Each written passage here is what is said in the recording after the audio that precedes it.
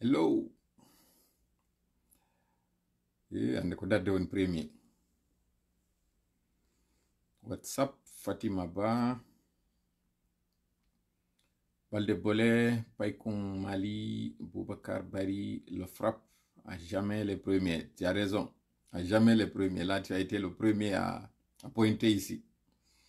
Mo Diallo. Est-ce que le son est bon? Alpha DTS Diallo. On est déjà en retard de quelques quoi? On est déjà en retard de 3 minutes. Donc, nous allons commencer. Attendez que je coupe d'abord. Voilà. Welcome. Thank you. Lamine Wansan, Kono et mon frère Idayam. Ok. Bonne fête à tout le monde par anticipation d'abord. Le code 5522, oui, il tient. Inch'Allah, ça va être fait. Et d'ailleurs, ça va encore être fait de plus belle. Voilà. Est-ce que si le son est bon? Oui, le son est bon. On va alors commencer. أعوذ بالله السميع العليم من الشيطان الرجيم بسم الله الرحمن الرحيم رب اشرح لي صدري ويسر لي أمري واحلل عقدة من لساني يفقه قولي ربنا علمنا ما ينفعنا وانفعنا بما علمتنا وزدنا علما نافعا واجعلنا للمتقين إماما ويكاد الذين كفروا ليزلقونك بأبصارهم لما سمعوا الذكر ويقولون إنه لمجنون وما هو إلا ذكر للعالمين بل نقذف بالحق على الباطل فيدمغه فإذا هو زاحق ولكم الويل مما تصفون قل جاء الحق وزحق الباطل إن الباطل كان زحوقا اللهم صل وسلم وبارك على نبينا محمد وعلى آله وأصحابه ومن تبعهم بإحسان إلى يوم الدين أما بعد. Très chers spectateurs, les faits spectateurs, pour être plus précis, nous sommes aujourd'hui encore devant vous en cette soirée du dimanche 1er mai 2022. Ce 1er mai, vous connaissez très bien qu'est-ce que ça signifie. Nous disons donc bonne fête à tous les travailleurs du monde, plus particulièrement à ceux de ma Guinée natale. Il est présentement 20h passé de 20 minutes exactement en temps universel, 2 heures de plus du côté de l'Europe, 4 heures de moins du côté des États-Unis et ainsi de suite. Aujourd'hui encore, comme vous l'avez vu dans le titre, nous avons une invitée de prestige que nous allons avoir ici pour parler. Harajama mokala ko sadi mudun ko toli kaderol meden do mokala inde mudun e yettore mudun. Nous doit juste ko introduction parce que ko pula londe nge wadde direct meden on do ko buri dudude kon en wato yey ka lannitode ton et résumé si alla jabi adresse oden e kanyum population guinéenne on fo par rapport et actualité mo anduden on. Mais avant ça, d'abord rappelen hande do ko nyalal ko jemma alati ya Japan ya hitande nyalal taw aranangal lewru mai 2022 ɗum hino hawriti e capantati lewru sumaye on hitande wulure e temedde nayi e capanɗe nayi e tati. Haray en yiɗo hande Allah newnande en ɗo haray lannugol ndu sumayeru ɗo ndu tawata ndun haray eɗen andi ko suno moƴƴa wonande ɓen tawɓe ɓen haray no andi moƴƴereji wonɗi e yawde en ɗin ɗo kañum kadi tawɗi ɗo kadi ɗi arti o kañum kadi e hitande ko honno nden hitande ɗo woni en e tawtirde ɗo en anda. Donc goto kala men anda ɗo si tawi hara na sumaye makko sakkitoro woni e wadde ɗo no wonirno noon hiɗen andi hitande feƴƴuno nden ɗo e waɗi ɗum no e woɓɓe sumaye on ɓe tawata e ngal ɗo ɓe wonda e meɗen hina fofere maɓɓe naɓi ɓe hina moƴƴere meɗen woni ko acci en ɗo ko moƴƴuki makko kin kanko Allah tawɗo piji ɗin fof himo waɗani ɗi e koddori en torike noon Allah yo taw o jaɓani en sumayir ndu horuɗen ɗum o jaɓani en dewe ko waɗɗen kon hakkude janngugol alquran hakkude juhlugol hakkude kadi waɗugol jakkaji ɓayra eɗen andi ɗo ni yimɓe ɓen fuɗɗi ko ettude mudon e kala ɓen haara e moƴƴiɓe ɓen e miskimɓe ɓen yo Allah kañum kadi moƴƴo e maɓɓe toni kaɓe moƴƴi ɗon e jama o mbayno wira noon yurmineɓe ka leydi ɓe kañum kadi ka kammo yurminaye en yurminaye on ko ɗum woni haray en torike tawara e Allah yurmini en o ɓorani en kala ko woni zunubuji e nder ndu lewru sumaye fuɗɗindu ɗo haray en ala retardude ɗo par ce que falaka direct meɗen yo juutu iɗen andi ɗe mari invité jo ɗo mo tawata haray ko monsieur Ilo Ba ko tawɗo ko activiste jo tawɗo kañum kadi ko on politique jo on va le dire ainsi parce que ko ɓurata ko yewde fi muɗum ko tawata haray ko politique ko kanko woni administrateur jo o page wiyeteɗo Ilo et la diaspora africaine mi sikki ko wontirɓe Sengo Espagne ko ɗum woni côté Europe on ɗo haray sakite yewtere nden kala natuɗo tawti en ɗo Altesse haray mi salminima Hassatou Diallo haray mi salmini on mi yetti on Seydi Ba Alpha Ousmani Bindi Diallo haray mi salminima kadi mi yettima haray Seydi Ba Allah reni Ba haray salminama e kala modi wonɓe sakitude yewtere meɗen nden ɗo haray yeggitali non ɗo kañum kadi salmingol haray kotiraɓe men ara déjà taw communauté meɗe wontirɓe ɓen sengolo men haray mi tintingoɗon noon mi hiwro wiyeteɓe ɓen monsieur Abdoul Karim Bari mi salmina ɓe moƴƴa mi weltanoɓe mi yeggitali kañum kadi monsieur Souleymane Thiam tawɓe ɓen ko hooreɓe meɗen kohoɓe meɗen moƴƴa tawɓe haray yiɗen andi sayiji feƴƴuɗin ɗo ɓe hattina moƴƴa cellal kono haray alhamdoulillahi rabbil alamina en humpitike wondema cellal ngal fuɗɗike artude haray komi wiyata on koto Thiam wakkile moƴƴara on nawnali sabu iɗon andi jama on hino hato jiɗi e moɗon menen particulièrement ka frappi meɗen hato jiɗi e moɗon sabu koye men andi ko tawata on wawa e nafude frappon e ko nafoton kon haray leydi lagine ndin pourquoi pas Afrique on fo et toute l'humanité sabu wakkilare nde on ɗo e waɗude ko e teppe moɗo woni komi woni e yiwtirde ɗo donc haray mi toranike on Allah e o jemma ɗo yo artiran on cellal ngal yo dikkin kala ɓen nawnuɓe kala ɓe marɓe andeji yo Allah ittanɓe ñallal tawgal ngal ko idiwal ngal mi profita ɗo minare bonne fête participation ɗo e ɓatade ko mo Allah moƴƴi e muɗum o tawni ko on tawete en torike noon Allah yo tawno en de juldere ɗo o tawna en kadi haray juldeje busi ko axe muɗum kadi yo taw o yaafi en so ƴettiti en yo o jogo yo accu en ka aduna ɗo tanke ka aduna ɗo woni moƴƴani yo ƴettuto e ñande tawi ko woni ko lahara ɓuuri e moƴƴande amin ya Allah haray mo kala e moɗon salminama ɗo mi yeggitata ɗo kañum kadi haray ɓe wiyeteɓe so futinoɗo sina mi fayi ko non woni inde maɓɓe nden ɓe addannomi message ɓe inni haray yumme maɓɓe hino feƴƴini haray mi anda ko honto ɓe woniri exactement kono haray ka ɗerol meɗen ɗo inde équipe frappon haray en wiɓe haray ko yarlagol en toriki Allah yo Allah yawtan yafano kañum ɓen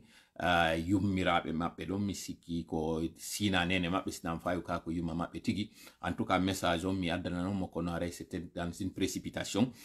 mi hendimo mi jangi ko duwanuɗo yewtede fi muɗum hankin kono piyoranal ngal wattude nder ton e ko tawi kon hari hiɗe mari piiji buyɗi yewtaynoɗe Mouctar Ba haray a salminama Mouctar Diallo kañum kadi woɓɓe gonno ɗo kadi haray ɓe salminama hiɗen fuɗɗade yewtere meɗen nde meɗo en fuɗɗode ɗo invité jo meɗen on ara ɗo mo yewdede muɗum actualité newnal on lan ɗo haray mi yiltito e direct on hanki mi adoto taw haray weltanagol on jarna on moƴƴa moƴƴa ka tawi on sakituno moƴƴa hanki yewtere nden ko tawi kon kadi on bus on addi message ji weltanagol Allah taw jarnamo ko tawata kon haray mo neminare en o réseau social mo wonɗen haray fottidude ɗo yewte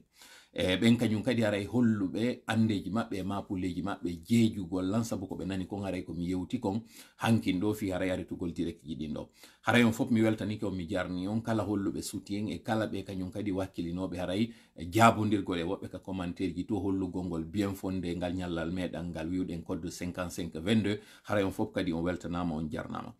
terlen ɗon haray mi wata on jabade taw ko landi ɗon kon kono haray ko wata on wiide tum fi ɗum ɗon on mi arto e moɗon si Allah jaɓi actualité mo marɗen on taw haray guerden e on ɗon taw si ɗum ɗon feƴƴi en artoyey ko woni ko yeeso andon noon wondema détermination an on no mi wiiri noon ko yaltetugol ngol e ka kene wonmi e accitude kono cippire ngon en tant que tel waɗugol ngon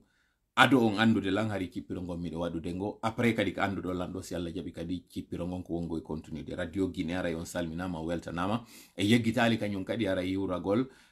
radio télévision virtuel guinéen haray kamɓe kadi ko ɗum woni RTVG haray en weltanike ɓe kamɓe kadi en salminiɓe ɗo e kala ɗin ɗeɗi sakito jara yewtere meɗen nde mi wurtino hankin ka yewtere an faljere jande waɗi ton ka tawata kon haray en wiyay toujours ko min woni yewtude kon si tawi haray feewi ko Allah woni haray ko moƴƴi e meɗen mi torike noon Allah kadi e nde yewtere nde moni e wadde ɗo yo moƴƴo e an o hawridinanmi e sawaɓe mi yewta kon ko tawata haray hino wondi e nafa hino wondi e barki si ɗum ɗon no waɗi haray weltemo kanko Allah weltanoɗemo sabu haray kanko woni ko moƴƴi an siko axe muɗum no waɗi haray gogo ande ko seytane woni ko faljinimi ɗen andi noon o dumbitanoma gibi ka lewru ndun tawat ɗo ndu maayi donc haray no hasiya ko tawe ka jonde meɗen ɗo en torike noon Allah yo Allah woɗɗinmo ka jonde meɗen ɗo martina kala ko woni seytane kon si tawina ɗum ɗo waɗi ande neɗɗon haray o timma donc haray hino wawa wonude hara komi woni e waɗude ko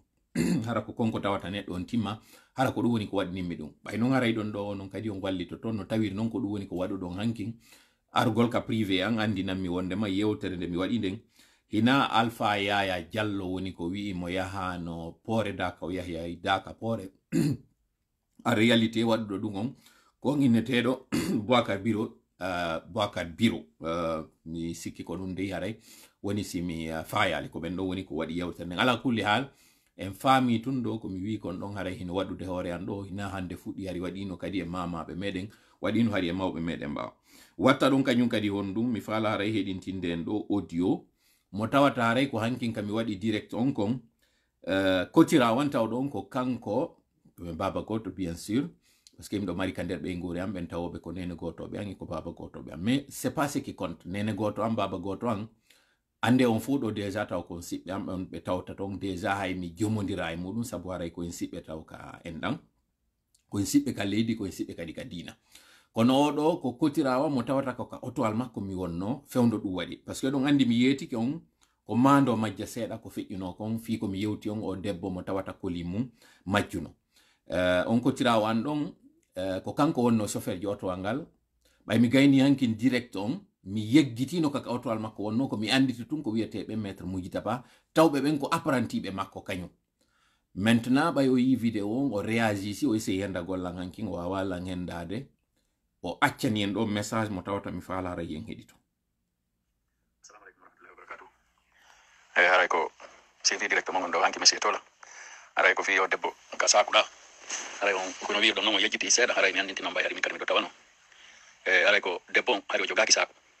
O aro tawi en huɓɓini en fukkiti. Tawi sipa men gono adduno toon ala yewtude ɗo inde makko nden. Tawi on addi ɗon mbiyemo kotirawo mo. Woni ko yahay ɗo maasi. Den addanormo ha bomboli kay on debbo no jogi jiwote parce que duuɓi ɗin to wari mo jogi saku ɗiɗo to sukuy. E fay ko est ce que taw songo ngino nanade taw si continue parce que ko mi yewtuno kon mi yewta en kañum kadi ko honɗum waɗuno ko tawata o andintini lan ɗo ko tawata mi faalete kadi sendudude e muɗum parce que ñande go mi waɗanno en direct min ni no woodi ko sendidiri hakkunde anditugol e manditagol. Mi wi anditugol ngol mo kala no wawi anditude kono manditagol ngol différence muɗum on seke a mandinayi konko anditunoɗa ɗo ko mi yewtayno non hanki min no miɗo manditi ko feƴƴi kon ka nder bureau syndicat miɗo anditi ko waɗno kon kono jaka mi andita fo kanko non ɗo o ari non o andintini ɗo e audio mo tawata mi faala yen heɗito ɗo mi yiltito kañum kadi mi fuɗɗo ka fuɗɗode. Assalamu alaikum warahmatullahi wabarakatuh. CV direct mo ndo hanki mesi tola. Haray ko fi o debbo ka sakuɗa. Haray on kono wiir ɗo noon o yejjiti seeɗa haray mi andintino mbay hari min kadi mi ɗo tawano. Haray ko debbo on hari o jogaki saku. O aro tawi en huɓɓini en fukkiti. Tawi sipa men gono adduno toon ala yewtude ɗo inde makko nden. Jafe hay si ɓe wonɓe essayde henda gollan ɗo hay si ɓe forsade ala yewtude ɗo inde makko nden. Tawi on addi ɗon mbiyemo kotirawo mo. Woni ko yahay ɗo maasi. Den addanormo ha bomboli kay on debbo no jogi jiwote parce que duuɓi ɗin to wari mo jogi saku ɗiɗo to sukuy. E fay koye ɗiɗoy. Bobo ɓeno hun e bobo hungo wawko yawde. Hay ko ɓen noon ɗiɗo hay ko kanko e on bobo e makko ɗon to wonno ko kabi. Ɓayen huɓɓini koto Amadou goɗɗo ko sendi.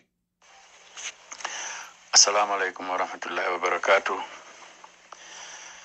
Haray ko CV direct mon on ɗo hanki mesi tola. Haray ko fi o debbo ka sakuɗa. Haray on kono wiir ɗo noon o yejjiti seeɗa haray mi andintino mbay hari min kadi mi ɗo tawano. Haray ko debbo on hari o jogaki saku. O aro tawi en huɓɓini en fukkiti. Tawi sipa men gono adduno toon ala yewtude ɗo inde makko nden. Tawi on no addi ɗon mbiyemo kotirawo mo. Woni ko yahay ɗo maasi. Den addanormo ha bomboli kay on debbo no jogi jiwote parce que duuɓi ɗin to wari mo jogi saku ɗiɗo to sukuy. E fay koye ɗiɗoy. Bobo peno hun e bobo hungo wawko yawde. Hari ko ɓen noon ɗiɗo hari ko kanko e on bobo e makko ɗon to wonno ko kabi. Ɓayen huɓɓini koto Amadou goɗɗo ko syndicat ɗon juutuɗo ɓaleejo on ari addi on debbo. Woni maître naɓano relan o ɗo imo yawde haaju laɓa. Ono o jogaki bagage fus. Min a jogaki bagage ay hunde woni min mi falaka ƴettude yimɓe kono ɓay on ari onon syndicat ɓen tigi koyne woni huwondirde on ari o intervenir min naɓanoromo ko bandirawo moɗon min e lala min joni waro jam min mi insisti min a jogaki bagage fus ɗoyni fus o towni juuɗe ɗen min ok o jeeyi ɗimiɗen noon arɗen debbo o yawduno ɗo e pay koy koye on ɗo min yo wontir côté chauffeur ara wallina e bobo e makko ɓen ko ɓaawa jullere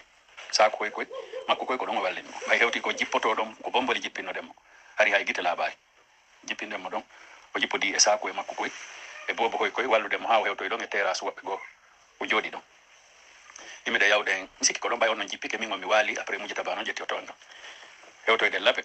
onon debbo yeeyi wona ɓiyon ko syndicat to moyni wondema saako makko on o jippiɗo to jippodi e saako makko on après hange Mujitaba yawɗon toon yewtuɗon toon ha enoɗa gasi joni yaami yeto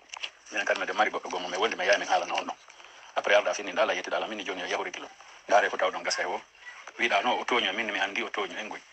kono joni yahe ndaaro après yawɗon ƴettoy ɗon complet on e saku hun kun kam hakiti adduɗon ka syndicat arɗo noddu ɗolla mi himmi on tumanti yaadude ɓay hewti wiɗa mawɓe minni binni bon joni minni bandirawo kon ɗum waddunoten ko koto amadou adduma ɗon a wiyanno bagage fof sa jogaki to nda juɗɗen ka on tumanti o ukkini ɓeyni no syndicat ɓeyni har mo jogi wiɗe ngata on seedi to ko on anda o ko ɗo ari o wolani on debbo mo inni no jippode sako makko on na janano e amen miɗen andi adduɗomo on debbo ɗo ngo watta ɗum siko on noon kadi si tawno ko gonga hettotomo par ce que ko komo anduɗen addi on ɗo yen addormo no waɗa kadi addiri oɗano on to manti enda gasi joni mawɓe onon ɗo fof ko gasaɓe wonde babiraɓe amen e kotiraɓe amen woni ɗo joni haray hino ɗo sako mo wi on e hino ɗo complet joni ƴette complet mukko ngu sako ɗum si complet on heeƴi ara o gandi ko gonga so tawi complet on heeƴani toon ara o gandi wona gonga après tawi dolokke o natata ka huɗɗuma toon ko complet grammaire o wi noon toon par ce que ɗum noon fof kadi o adduno façon sako omo holli en ɗon e façon complet ko wi noon toon ko e yimɓe feƴƴaɓe ɗon ɓen tawa ɓen no ɓorni no jogui koye sakuji finalement addoyɗen complet on e sako tawi dolokke o heeƴata nder toon on to manti wiɗen a bandirawo aynayno men tun ila fala complet posandora min sodata minen kam miɗen mari bandiraɓe ara naya toñu men waɗaɓe mawɓe ɗo fof kadi seyditanoma kadi fenade hewre ɗum yaltude ŋaccuɗen ɓe ɗon ɓe fof ɓe hersi aray ko ɗum ñarno ɗo ɓeyditangol noon seeɗa aray noon o yafoto seeɗa minute ji ɗi nduuɗi ɗo joni aray ko ɗum addinolan assalamu aleykum warahmatullahi wabarakatuh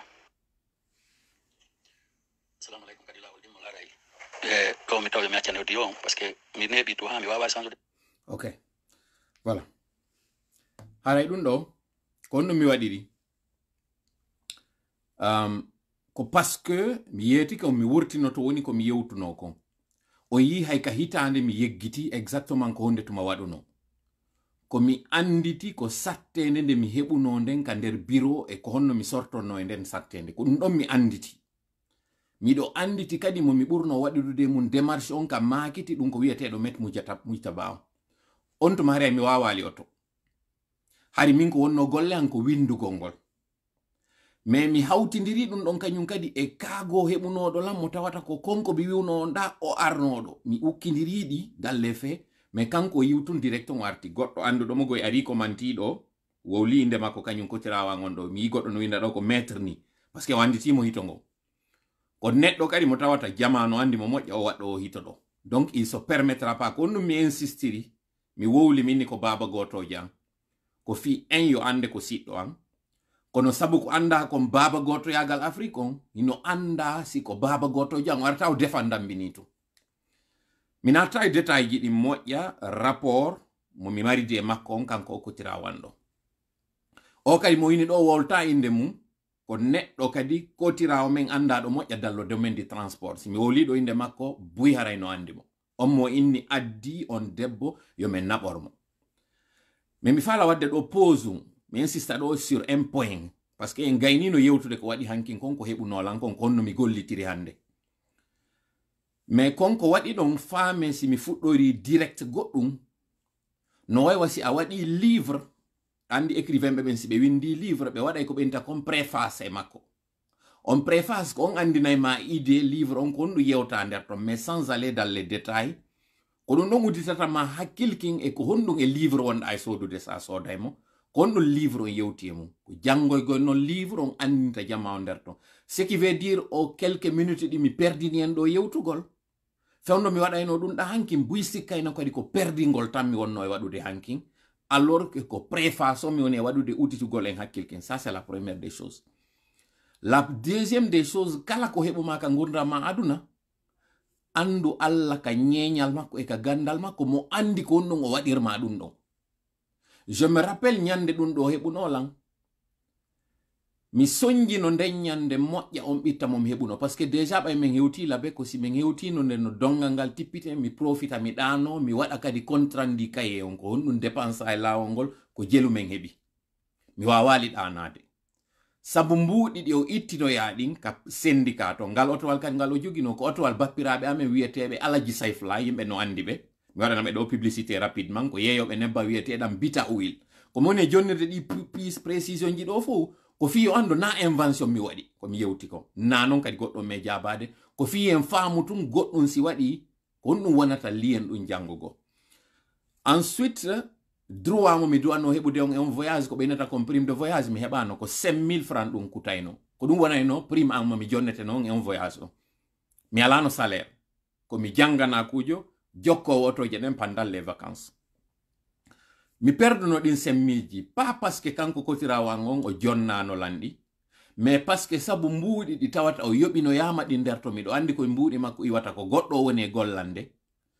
mi jaɓano jonnanmi ɗin droit ji parce que miɗo andi ko mbuuɗi makko kanko déjà hay e walinoji o ƴetti parce que on complet mi sikki o kutuno men terlen 55 000 sina mi fayo terlen ton ou 45 000 je me rappelle pas exactement du montant on non ɗin aneji ɗi mi on e wowlande ɗo 5 000 francs hari yona e goɗɗo toute la semaine parce que hari miɗo anditi transport tronçon hari ko 100 francs ce qui veut dire si mi yahayno l'école ko 200 francs mi yehirayno mi arta 500 francs hari yonino lam pour une journée ce qui veut dire 5 000 ɗa wawi wondude ɗi e yontere donc ko mbuuɗi buy wonno 5 000 francs no way so wi wano hande ɗo joni 50 000 à peu près 100 000 mi perduno ɗin 5 000 ji nden ñande mi wi'i ka hakkil am mi hawri e ɓitta mi hawri e sattende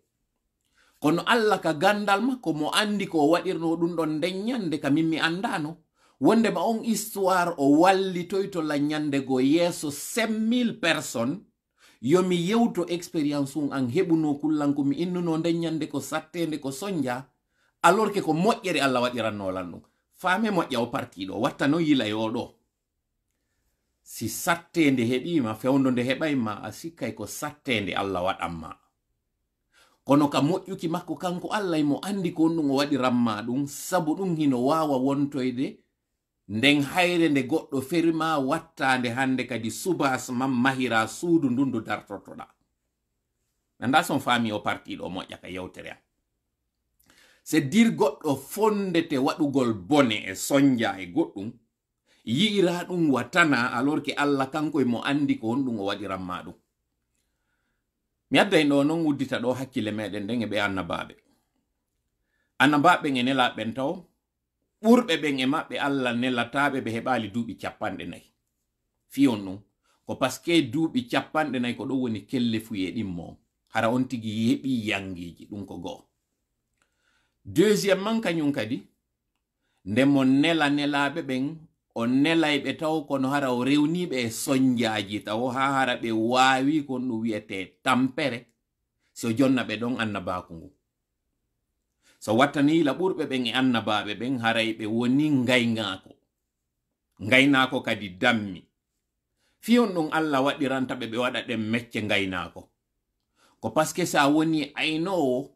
gogo taw ko ɓe inata kon kullukum ra'in wa kullukum mas'ulun an ra'iyati mo kala e meɗen ko ngaynako kadi ko landiteteɗo ko aynirako sa yehi ka burure ɗa wondi e dammi 10 hiɗa falande ɗa arto e taw ɗin ko si ɗi ɓeydi nayo ɗi ɗuyti ɗum ɗon taw déjà a heɓi responsabilité de gestion deuxiémement kañum kadi wonduɗo e kullunku naadete e ɗi fof ko naadete e ka ñokki ko naadete e ka tampinta ko naadete ko waɗete déjà taw a risque aw kun kullun noon si a wawi jokkude kun e kun jaañe makkun ɗon wurta kun fagga kun ayna kun fiwata kun bonu wata kun majju haray a waɗi mission mo tawata on wonɗo e gerdude e jama gerdoyay e muɗum précisa ɗo noon nana banku yagal wonmi waɗirde hoore mi jonna en tu woni soñjamo neɗɗo on heɓata e nder gurdam mum kono ko tawata Allah no andi kon ɗum o waɗirani ɗum mi juutinta yewtere nden ɗo mi addanno en ɗum ɗo tun fi en fuɗɗo yewtere meɗen nden ɗo nde tawata ko invité jo men wonɗen e addude ɗo joni kañum monsieur Ilo o yewta en ɗin ɗi tawata en watti dayɗi e koko tawata mi jonni en ɗo o yiyoyay ko honto yuɓɓodiri o yiyay kadi ko on ɗum woni nafa muɗum o waway kadi andude ko on ɗum waɗi si tawi haray hiɗen soñji hande ɗo enen ngol leñol particulièrement no gasa ɗum ɗo fo Allah ko waɗiri o soñja ɗo fo en hawru e makko na kanko soñjata en sen heɓi soñja ko e meɗen sen heɓi moƴƴere ka makko kanko Allah ina wodi ton no gasa ko woni en e ɓorude muɗum ko tawata haray wawoyay en nafoyde tuma heɓoyɗen non ko wonɗe yanganade ko on tuma haray en andi nafa muɗum haray monsieur Ilo si tawi ɓe ka ligne ɗo ɓe wawi addude haray kañum commentaire maɓɓe on ɗo ma invitation maɓɓe mi wawa ɓe ƴettude kono mi sikki ko commentaire on parce que alala yaltitande ɗo kam mi wawata ɓe yiide donc hara monsieur Ilo waɗe ɗo commentaire moɗon on mi ƴetta on ɗo wawi fuɗɗade haray direct meɗen on yewten fi actualité on en fuɗɗoray actualité on yewtugol taw haray fi au journée de 55 22 ɗo ko ɗum woni 5 mai 2022 mi précisa ɗon non haray mais waɗi ɗo publication ji ɗi min wi e muɗum fi Guillaume Awing ko wowli ɗo fi chiffre 6 on e ko menen kadi ko min wi kañum kadi fi chiffre 5 on woɓɓe ari ton indi ko superstition min jokka e ɓe woni haray e ɗum ɗon haray ko précision ji ɗiɗi mari ko mi waɗata ɗon précision ara noon taw komin wotindinɓe fi Allah particulièrement miɗo andi ko wona Allah wo hina gonga ɗum ko goo ɗimmel mum kañum kadi na superstition me woni e waɗude par contre o yi kamɓe Mamadi Doumbouya ɗo décor hankim mo waɗi on ɗon o allocution makko mo waɗi on ɗon o yi tableau wonɗo ɓawo on famon noon ko message woni kaɓe waɗani jama o calcul on matière chimie wonɗo ɓawo ɗon e ɗin calcul mathématique ji wonɗi ɓawo ɗon ko hollugol on ha honto décor on taw ndaare taw sanamuru wondu ndun ka nano makko ndaron drapeau lagine on ndaron tableau wonɗo ɓawo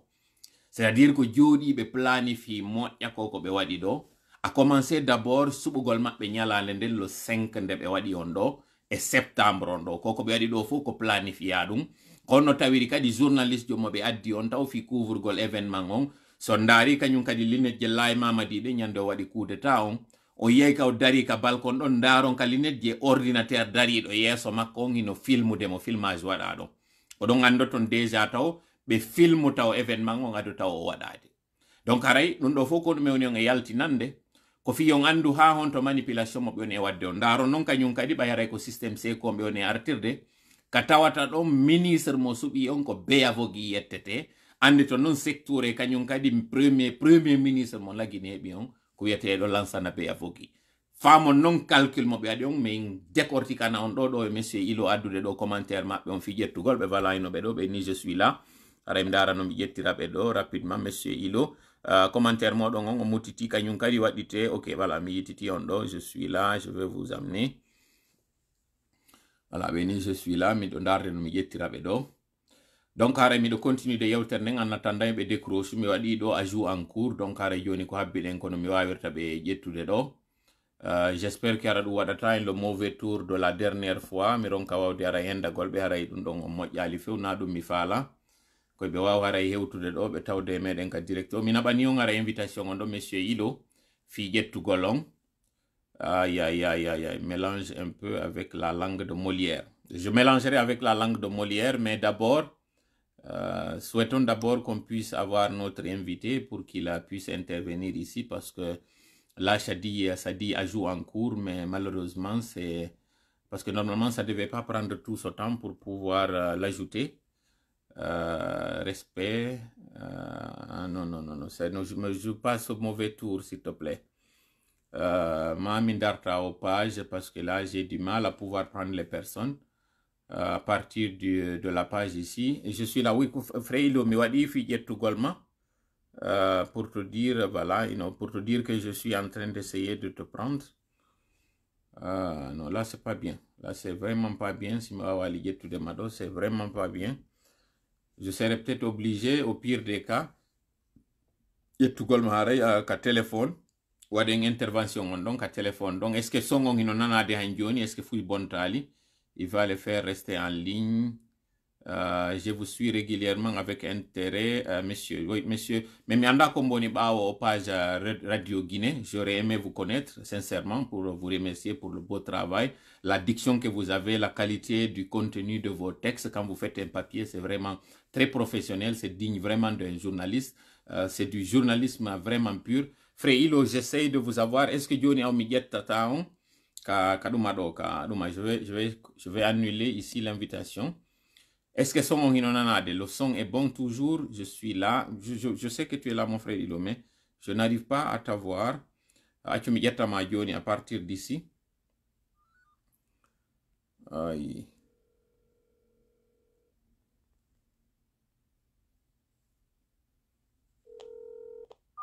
Allô? Oui, j'essaie de t'avoir, frère Ilo Kadumato, Diabali ƴettude few, mi anda au pire des cas si waɗata intervention on ka téléphone ɗo, parce que mi ronku wawde hendagol ma. Nabi invitation on no wadde ajout en cours, mais mi anda siɗa yide ton an que j'essaie de t'ajouter. Oui, j'ai vu, tu as tenté 2 fois, ça ne marche pas. Oui, mais pourquoi ça c'est que tu n'arrives pas à accepter l'invitation ou quoi? Non, ça ne, ah, ok. Alors là, c'est pas bien.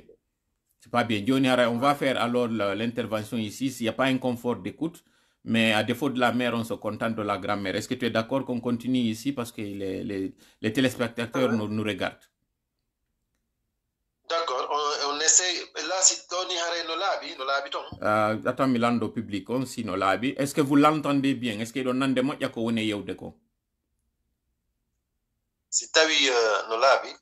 comme ça, on va. Oui, Mimi Donande, il y en a qui disent oui, mais j'attends de voir est-ce que c'est un oui qui est accompagné du commentaire. Je peux vous écrire en inbox Radio Guinée. Oui, si vous m'écrivez en inbox, ça me fera plaisir. Oui, nous vous recevons avec l'autre. Ok, voilà, il y a quelqu'un qui a dit plus ici, ça oui, qui nous reçoivent avec l'autre, qui me reçoivent avec l'autre. Donc, ce qui veut dire Benandema. Bon, mesdames, mesdemoiselles et messieurs, on a notre invité, monsieur Iloba. Monsieur Iloba, comme je disais, activiste, c'est un communicant, c'est un politique qui a sa page qui s'appelle Ilo et la diaspora africaine. Donc vous comprenez bien que c'est pas pour rien qu'il dit la diaspora africaine, ce qui veut dire que lui, au-delà de nos frontières aussi, il traite l'actualité des autres pays. Et ça se comprend parce que, et vous allez le constater dans son accent, c'est quelqu'un aussi qui a fait le Sénégal. Et vous connaissez aussi nos compatriotes qui sont au Sénégal, c'est pas de leur jeter de la fleur, des fleurs plutôt. C'est pour aussi mentionner combien de fois nous connaissons la particularité de ceux-là qui ont vécu au Sénégal, qui sont très engagés, qui ont une façon de voir l'actualité, de la traiter et d'aborder. Haray monsieur Ilo, avant tout d'abord, haray men sannion, men tolnion kaderol meden do. Se wawe présenta de jaman do mi yewtude do ko tawata ko haray wawata no gasa feppude moƴƴa fiɓen faalaɓe haray andude o. Voilà, haray on fof on hiwrama ko Ilo et la diaspora africaine, voilà, wontirando en France précisément à Paris. Voilà, haray comme no tola wiwoliri non ko activiste, voilà. Fewndo ɗo ɗen ni haray on tigi ko wone wolude fi mum fayda ñande be ñande ko fi actualité ko fewndi ko men kon très préoccupante d'ailleurs. Donc haray vraiment c'est avec un très grand plaisir ande mi ariri ko page ma ɗo frère Tola. Vraiment mi weltanike ma buy d'abord e hoore combat mo wonɗa wadde on depuis mi anduma ko réseaux sociaux ɗo. Vraiment je te vois sur une très belle lancée. Miɗo yii vraiment neɗɗo guinéen jo wonɗo e wadde éveil de conscience très important vraiment. Hiɗa woni très utile pour notre république. Je suis très fier de toi. Merci. Haray vraiment miɗo weltanima ha ko weltare haaɗi ɗon. Haray kadi miɗo ɓuri taƴƴinade guinéen ɓe ɓuruɓe ɗuɗuɗe ɓen no weltanima, parce que combat ma on c'est tellement noble et c'est tellement utile pour nous, surtout fewndo ko leydi men ndin fewndi ɗo heɓugol sifa wano maɗa. Donc haray vraiment mi haɗa ɗo taw haray vraiment c'est avec un grand plaisir. D'accord. Merci beaucoup, vraiment. Je suis très flatté, comme on est comme venant d'une éminence comme toi. J'ai pas les mots pour le dire. Pour répondre, fio wa fait pour dire de que dako. Fo e mudu mitori ki alla yo alla welta no en tuni ka welto diranden ko non. Yo dando en kadi haray hersindirde. Haray en andu kadi ko cipiro men en fu wonde e wadde do mo kala medo no wadde ko wawi ko. Haray hande ko ndu woni ko addi on do fi en yewtu ko tawata kon haray en reni ko wadi kon ka leydi meden en yewtay évidemment fingal nyallal 55-22 ngal wiwden do ko nyallal alkamsa wongal arde do ngal fi o manifestation mo tawata ko do burata dudude yewtere meden den kono yewtay kadi fi actualité on o chronogramme mo tawata haray CNRD on proposi do mo be sakkitori hankin juhirgol jama on wiwgol haray durée makko on ko 39 mois en wadu e do haray calcul rapidement kono be subori din 39 mois ji do. Mais do e dun don taw haray mi yi onon ido wada direct mo yewtu don fingal nyallal ngal tawata polémique wi jani wadi e hoore mum yimbe ben inni haray ko alliance wada entre UFDG RPG dun don no wata gasude modi yewtereji buy wada may mum kono non mi yi don wada direct mo yewtu don e mudum hollu don yi don tawti ngal nyallal ko hondum wadi ko iwti ko hondum tigi duñi on ha taw don ngal nyallal don on tawti ngal ko honno yiru don ngal ko honno taw déjà fi en fuddo o kudeta mo wonɗen e muɗum ko honno taw déjà ono yiruɗo mo fi en jokku taw ilongol nongol yehiri non ko honno onon wernirɗon o kudeta mo nanuno ɗon mo CNRD ari e mum e ngal o bimbi alati nyande 2 septembre 2021. Merci beaucoup, frère Tola. D'abord, il faudra faire coup d'état. Coup d'état, vraiment avec joie. On dit, naneri inde coup d'état le 5 septembre. Welo mola nango, parce que vraiment, hari lady mending, in une situation très étouffante. Hari himbe ben fop jibodike hore moudou. Donc, fermeture frontière, il faut déjà hari no étouffer. À plus forte raison, hari déjà, goddo hande kadi sousata wolu de gonga. On était dans hari den sibisu de dictature mo andanda hore mani, hari no wiye de dunko ayna ko lamu Sékou Touré. C'était pareil. Donc, quand on ari, woni, c'est-à-dire ouf de soulagement. Déjà, min ko urno welto de ko tay kadi ko mo wondo e même camp e laminodo on ari ittimo. Donc no way wastay ko aden ari itti babe mum. Donc hande kadi min mi sikki e duma e analyse jam personnel, c'est-à-dire odo wawata jam faade. O wawata arde o itta babe makko ko lamu o jam fo en. C'est que so yi ha hebi on courage donc c'est que no wodi ko wadi. Ko hondo kadi andini mi vraiment ko coup d'état, c'est-à-dire o wawata jettude babe ma o itta mawdon ko lamu formudo mo dankido mo ha o hewti wano don jonni mo di responsabilité ji donc jonni mo vraiment confiance ha tawi kanko mo way arde itta mo sans problème hara o jetta mo o ya o rewna mo wano bambe do o jama be andanda hore mani ko be hida mo tun woni be jippina hay vitre auto fiyo fu yu andi tam hara wonde ma hina coup d'état fuy no wiide wonde ma hina coup mimmi inni c'est un coup parce que hina ko halda siko ko halda no hay so ittama o rewno etake bambe do donc dum don tun hakkil kinno jonni dum don quoi donc maintenant ngo welo don e hore kadi ko nodditi jama guine on fu o andini jama guine on fu wonde ma erreur ji ko feƴƴuno ko fop bay déjà ko erreur ji molanaɗi feƴƴuno hande kadi ɗum ɗon e wattata ɗum ɗon hande kadi ko ɗum ɗon évitete joni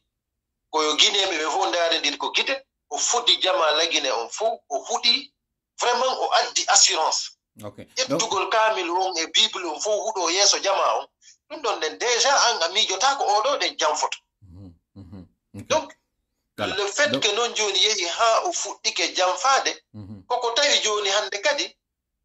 min gilandema honto min mi soutenimo par exemple min mi tawama e soutenuɗo ɓen miɗo andi an kadi harda soutenimo très bien évidemment donc min mi souteni ha mi daari koko mi yi dansa kuruma waɗama président CNT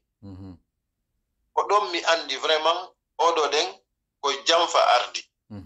Mori Konde waɗama ministre de l'administration on ɗon kadi mi daari mi tawi ɗum ɗon kadi yaada mais kono tellement que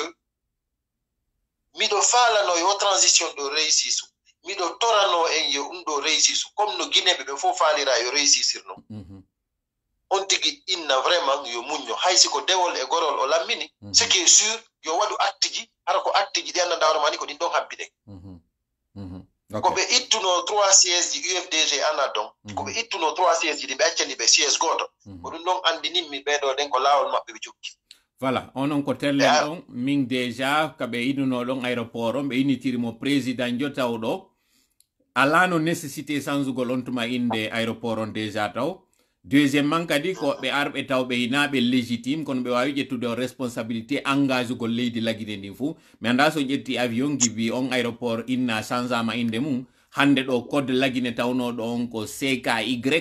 hande kadi ɗum ɗon changi joni ko inde aéroport on joni hara yiyata joni na Conakry Bessia ɗum ɗon fof ça nous engage nous min saabu ɗum ɗon mi tippota ko aéroport on ɗon tanke haray ko nden inde ɗon nde mari ɗon taw si Allah jaaɓi ko ɗon taw fuɗɗi taw min déjà duttugol ngol mais joni haray yawo en tinnaka yewtere ɓe haray ɗen mari buy ka ɗum annoto ɗen o changeoyi hande kadi ɗon o fuɗɗi waɗude ɗin mesure ɗi tawata goto e meɗen yiiɗali malgré ko wiwɗon ɗon kon soutenuɗen mo kañum kadi à travers conseil ji ɗin wiwɗen mo haray konko waɗi ɗon en tawtali o waɗi la sourde oreille e yi ko jokko yeeso ɗon o liɓi cuuɗi o yaltini yimɓe o fuɗɗike naɓude yimɓe kaso ha tawɗen ɗum ɗon on hande kadi en tawta wiwɗen en waɗay stop parce que mo amida e bunɗo o yaaɓay mo wonde ma o mawla mo andi maɓe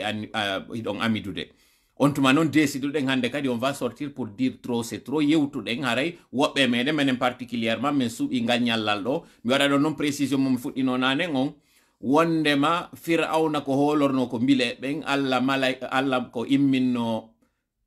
nelaɗo e kañum e annabajo on ko nelano e kañum fir'auna ko arduno ko ɗen doole ɗe fir'auna holorno c'est à dire ko nandi e maaji tuggordu ndun jungo ngon ainsi de suite donc ɗo kadi Mamadi Doumbouya ko on journée 5 mo holori chiffre 5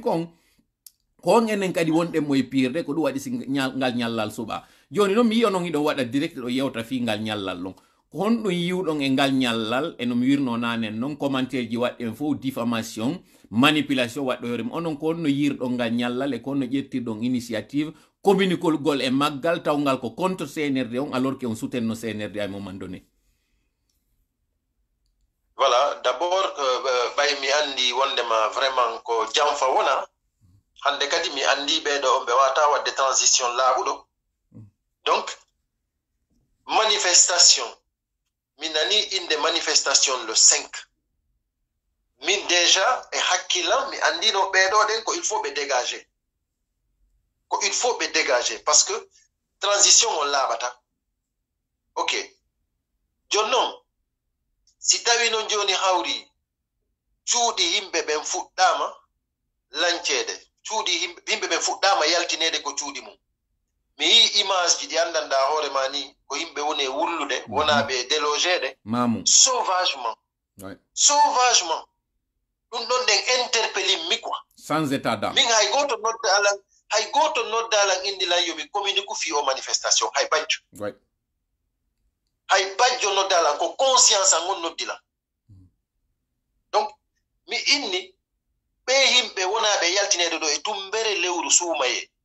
wimi ɓeɗo ɗen déjà ɓe jamfike leydi lagine ndin fuu ko ɓe huuɗi kon fof ɓe watti ɗum ɗon fenande joni hande kadi ko ɓe woni holluden ko ñanden kadi tawi kadi ɓe yeehi ko suudu alaji sellu ɓe délosi alaji sellu ɓe yehi ɓe liɓi suudu ndun sans justice c'est à dire ɓe holli flagramment wondema kamɓe ko addi ɓe ɗo kon koko ɓe faala kon ɓe waɗata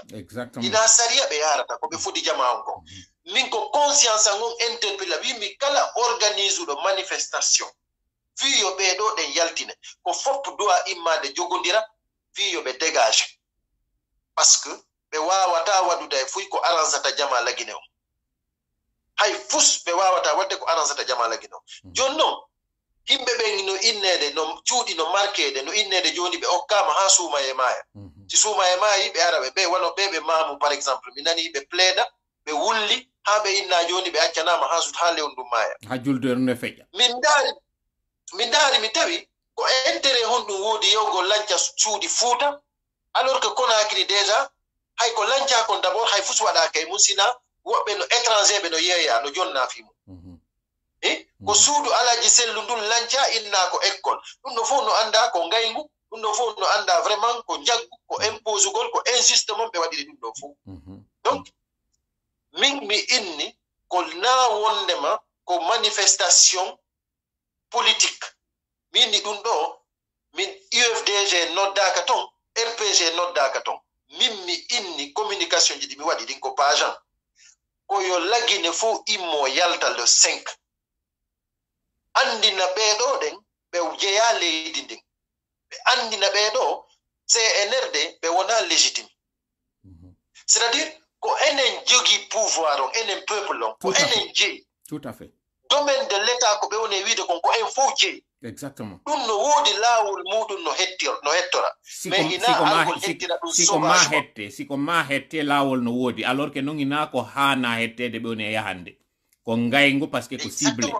en yiiɗo région ji ɗi ɓe woni e yahande ɗin en yi kadi communication ji ɗi ɓe woni e waɗude ɗum par rapport e région ji goo waddidirgol tunguineɓe ɓen en yaali kadi nécessité urgence mo transition militaire waɗata ɗen golle ɗon il faut un gouvernement légitime fi révocugol par exemple des décisions issues d'un président constitutionnel parce que woɓɓe ko décret ji woni ko jonniɓe ɗum ɗon il faut goɗɗo tawɗo hara il jouit de la légitimité populaire ou constitutionnelle fi waɗugol ɗum ɗon mais tel n'a pas été le cas donc continue narration moɗon on mo tawata on kadi haray mi wattani yila ton non justement diffamation waɗuɗo mongal nyallal ɗo ngal explique ɗon ɗo wondema vous parlez en tant que citoyen min kadi je précise que je parle en tant que citoyen na inde parti politique kono yi o kabal waɗaɗo ɗo waddidirgol yimɓe tunina ngal nyallal tawgal ngal ko fi justement no CNRD heɓiral doole en yewto e joni kon ɗum waɗi siko hankin ɗo ɓe waɗi o chronogramme maɓɓe ɓe valide journée on alors qu'en réalité ko duwanoɓe wadde ɗum ɗo plus tôt on ɗum waɗi bien fondé ɗo mais onon ɓay tawi ko onon woni invité ɓe wota men jatto ngara yewtere nden konno nanirɗon ngal ñallal ɗon konno dartori ɗon ɓe yaltuɓe fala on hay tuninde wi'a ina on membre ɓe parti UFDG mais ɗo wolde ɗum ɓe yaltini woɓɓe go haalaji a wiugol il faut vous exclure ou bien il faut faire une cabale contre vous. D'accord. On parti ɗon mi nani communicant ɓe buy soi-disant des communicants de l'UFDG haysi wona officiel wonɓe wiide wondema wata goto yaltu le 5 wonɓe boycottude manifestation parce que kamɓe ino inna mi nani woɓɓe no inna comme tu l'as dit hier, c'est-à-dire ko wonɗa communiquirde ko fino mariage waɗira entre UFDG et RPG et c'est ce qui est archi fou mi meeɗa nande ɗum ɗo ce qui est archi fou min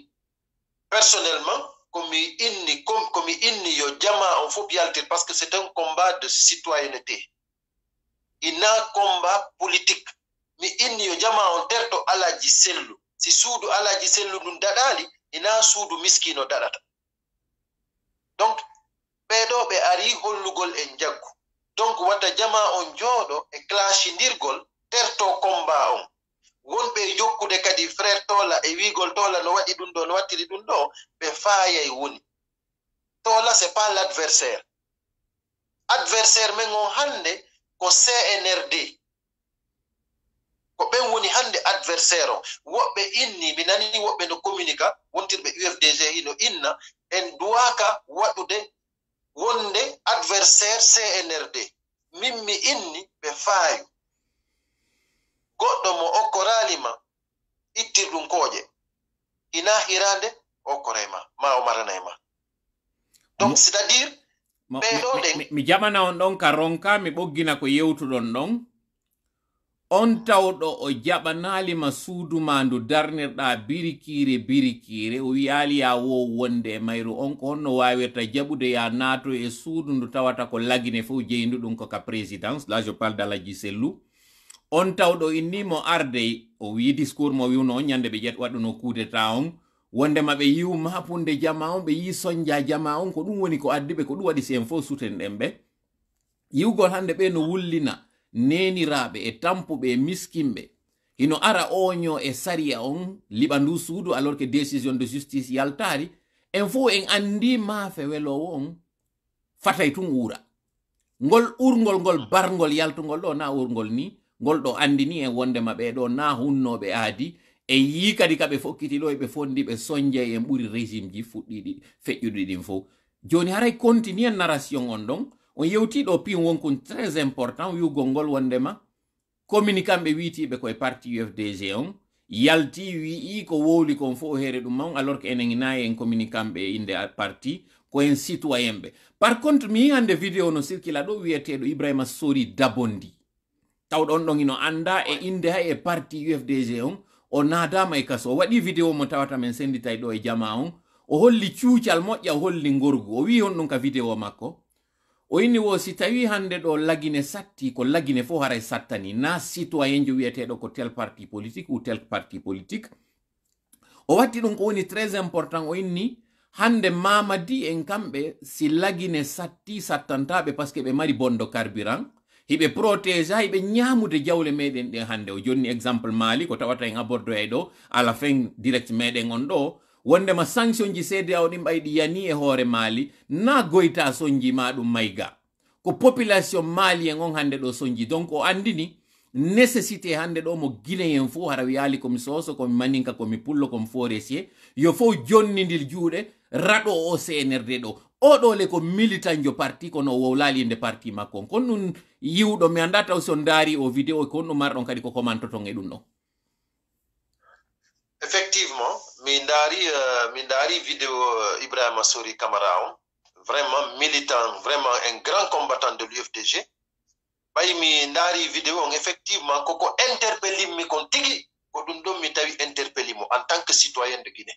Waɗen ɗon non pose est-ce que Ibrahima Sori o hendaki kanka di mbuɗi parce que harayno sikka ɗo ni enen ko RPG no gasa yoɓi en ɗo fiyen yaltu yewten comme ça a été le cas. Ibrahima Sori mi mensioni wondema o sokama régime RPG on sokimo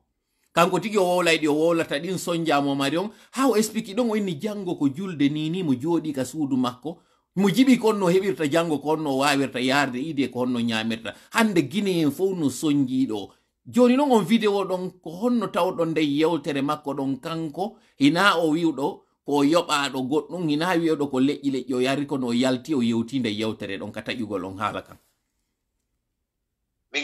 min komi innata vidéo Ibrahima Sori Camara on si tawi wodi mo darali mo yontiki ndaroy mo mi sikki tun c'est l'exemple à suivre et puis oɗo ina ko innete si nayon jooɗo extérieur noddon manifestation kanko mo jooɗi Conakry dagondi exactement o précise kadi o précise ka nder vidéo makko ton o inni kanko mo lagine donc na question de kulol ko ton Allah waɗi arsike makko mais kono ɓayi mo jogi prise de conscience on ino e makko donc ɗum imminimo imo andi ko militant jo UFDG imo andi UFDG noddita manifestation kono ko inni ɗum ɗo ko fii jibinande lagine fof oɗole naka axe o hoɗi ko dabondi o hoɗi dabondi on noon koye autoroute ngal jeeya o wowli ko woɗole kadi wadde manifestation ji woni kañum Ibrahima Sori ɗum ɗo c'est à l'attention ɓe wonɓe wiide ɓen ɓay ko ka axe tun wowa yaltede axe on yaltata c'est vrai ko axe on wowi yaltude wi noon cette fois-ci na axe on tun nodda ko jama lagine fof nodda si axe on yaltali haray ɓe mari gonga sabu ɓe yaltino taw kamɓe kadi yoɓe fowto taw ha woɓɓe yalta kono si axe on kadi waɗi ka programme mum yaltugol ngol wallitoto sabu ino anda wawɗo on tun ko wawɗo haray ko ma o jonnite ngal teddungal mbawdin ɗon continue exactement ouais. Oh là là. Excusez-moi, Hariko appelle quoi, maybe. Donc voilà. Voilà, haray min ko mi innata jama on wonɓe wiide ko affaire de ko ancien dignitaire ɓe ɓen yoɓi mbuuɗi fi yo yimɓe ɓen communique fi affaire manifestation le 5 min ko mi inni jama on yo accu parce que c'est pas vrai. ɗo ko guinéenjo fuu guinéenjo hooliiɗo noon ko guinéenjo imo duwa yaltugol daro inna CNRD o non déjà adoɓe jonnude durée de transition on ino duwa noon ina noon fii feere fewndo ko ɓe yalti ɓe inni ɗo kadi ko ɓe faala ko transition mo 4 ans ɓe waɗi déclaration de guerre à la population ɓe waɗi défi mo ɓe lanci population on exactement aray waɗon ɗon noon pose waɗon ɗon pose yaafo ɗollan ɗo mi waɗa ɗon commentaire rapide et à l'attention jama on ɗo par ce que no tawanno e ɗin poyeji ɗi men abordayno hankin kono sabu ko tawata direction juuti min abordali ɗum ɗon c'est que déjà ko wondirton ko CNRD on combien de fois c'est des poltrons ɓe duwano jonnude o durée de transition avant le 25 kono andugol maɓɓe tolano yewtude taw ɓe reni tension on ɓe andi ɓe huuli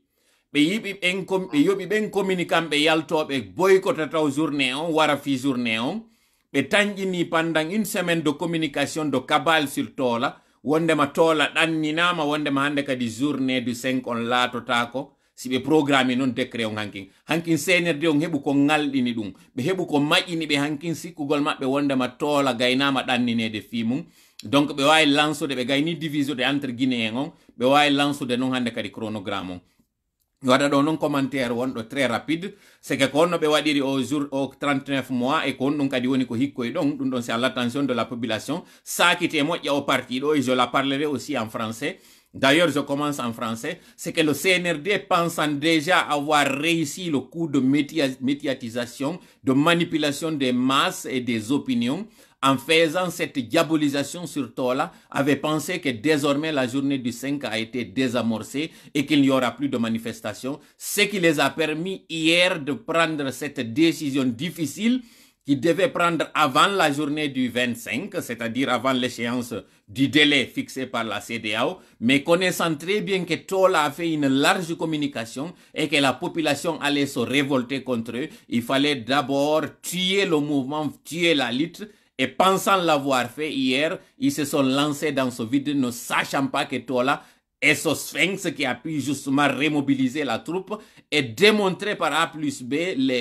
le bien fondé de la journée, mais aussi cette calomnie, ce mensonge cousu à fil blanc. Voilà, maintenant, ils se retrouvent devant cette situation où la population s'est réveillée. Par rapport à ce calcul, comment ils l'ont fait? C'est qu'ils ont fait une manipulation où ils ont pris le minimum d'après eux de 18 mois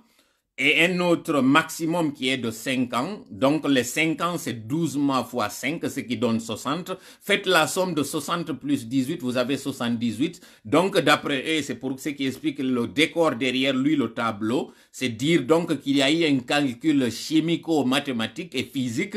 pour dire la moyenne de ces 78, c'est 39. Et sachez très bien qu'à l'origine, c'est qu'eux, ils avaient voulu proposer, si toutefois la classe politique traditionnelle, c'est-à-dire les ténors, venaient à cette assise, le minimum qu'ils avaient proposé, parce qu'il y a une proposition des coalitions qui avait dit 12 mois, donc le minimum de 12 mois et le maximum qu'eux, ils ont voulu de 60 mois, vous faites la somme de 12 plus 60, vous avez 72, faites la division de 72, vous allez avoir ce qui était minime. Mais regardez le coup de massue que le CNRD a. Regardez le projet machiavélique, comment est-ce que le CNRD veut manipuler la population à travers ce calcul et à travers cette pilule. Ils ont lancé ce délai de 39 mois, mais sans faire de précision, est-ce que c'est au début, est-ce que c'est rétroactif, c'est-à-dire est-ce que ça commence le 5 septembre ou bien ça commence maintenant. Mais là aussi, ils ont prévu quoi? Ils ont prévu de lancer dans l'opinion ce débat ouvert où les gens vont se poser des questions. Est-ce que c'est début? Est-ce que c'est maintenant? Là, on aura occulté l'essentiel qui est celui de dire que nous rejetons déjà. Donc, la première pilule aura été avalée. Lorsque le débat sera là, ils viendront pour dire désormais qu'en réalité, c'est comme quelqu'un qui vous fait une facturation, il vous dit 1000, mais il ne dit pas euros ou dollars. Mais vous qui savez qu'en euros, vous allez gagner plus, lorsque vous lui posez la question, la facturation que vous m'avez faite de 1000, est-ce que c'est 1000 dollars ou 1000 euros? À votre avis, qu'est-ce que la personne va dire? Elle va dire 1000 euros. Donc, une fois que le débat est lancé pour dire est-ce que c'est rétroactif, est-ce que c'est maintenant, ils diront que les 8 mois ne font pas partie. Ajoutez 8 sur les 39, vous allez avoir combien? 47. Il y a déjà des communicants qui commencent à dire que la durée de 47 mois est raisonnable. Donc, vous voyez combien de fois ils sont en train de faire un avancement petit à petit vers leur projet, qui est celui de nous faire accepter les 47 mois. Et une fois que nous acceptons les 47 ou le minimum de 39 mois, à l'approche, une fois que cette pilule aura été avalée, à l'approche de l'échéance, ils diront qu'ils ont fait tellement de projets qu'il faut leur accorder l'inauguration de ces projets. Entre autres, ce stade, qu'ils ont ces infrastructures sportives et tous ces chantiers qui auront du mal justement d'ailleurs à aller pour dire qu'avec tout ce qu'ils ont fait, ils méritent de terminer. Voilà ce qui les permettra d'aller au terme de ces 5 ans. Donc, Mearta Dundo et Poulal, on be wadi dum do rapidement ya fo don non wombe ben ka bout de fil do no monsieur Elo mi yewta dum do jama meden on e Poulal kono be wadi ri c'est que harbe duano jonnude o durée mabbe do depuis avant le 25 mais andugol mabbe wonde may den projet o marché men tawdo no hulbini be moƴƴa parce que karmo ko be mabbe be yeti ke be bay ko yimbe jalan wonde mangal nyallal 5 singal laati ke tum fi haray mamadi ko don fuddoto yanude yanatande nyande me ko no gibi do ngande kadi o imitota ko donc be décidi ɓayare ɓe andi kulol on chiffre 5 ɗon o yiɗo joni Guillaume Hawingo yalti e 5 on joni o yehi e 6 ji ɗin joni on sort de la superstition de 5 pour aller vers le 6 donc joni ɓe ɓodude ɓe dirta parce que récupéri journée de 5 on joni jalanji maɓɓe ɗin kadi ka 6 yawite ko ko moni e yewtude ɗo ce que je vous dis ce n'est pas de la spéculation e yahe logique on andon ko ɗum waɗi sika fuɗɗode yewtere men min noon ko mi woni on e ɓanginande ɗum ɗo c'est que wata yide bien fondé goɗɗum ko moni yewtude fewdo kam woni e waɗude ɗon tan que mi nato yaale ɗum tigi ma ɗum tigi waɗal donc je poursuis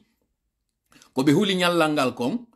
ɓe retardi waɗugol yaltingol ɗum ɗon ha ɓe tañƴini communication waɗama e hoore Tola on communication ɗo wawi liɓude fi tola on ɓe wawi divisude jama on parce que ñande rpg on yaltoyi enen e yaltoyali enen kadi ñande yaltanoyi en enen kamɓe kadi aɗa ɓeeɗa yaltal donc ɓe réussi divisugol en ɓe tañƴini ɗum ɗo wawi marsude hande kadi ɓen yo ɓe lance noon hankin o durée de transition o noon durée de transition kono ɓe waɗiri mo à l'origine si classe politique on yawno ko ɓe ƴettayno ko minimum proposanoɗo on fewndo ɓe ya waɗuno mémorandum ji muɗum ɗin ce qui était 12 mois parce que onon tigui so yeehi ka presse o yiyay toon il y avait des coalitions qui avaient proposé 12 mois il y avait une coalition qui avait proposé 15 mois et 18 donc ko anaddo on e coalition ɓeya en on honno Sidia Touré en o kamɓe ko entre 18 et ɗuma maximum proposanoɗo on hari ko 34 mois hari ko ɗum ɗo wonno ko proposa retene no moƴƴa o chiffre 34 ɗo mo moni e yewtude fi mum parce que Burkina kañum ko moins de 39 kamɓe ɓe proposé mais ka solano siyan mi continua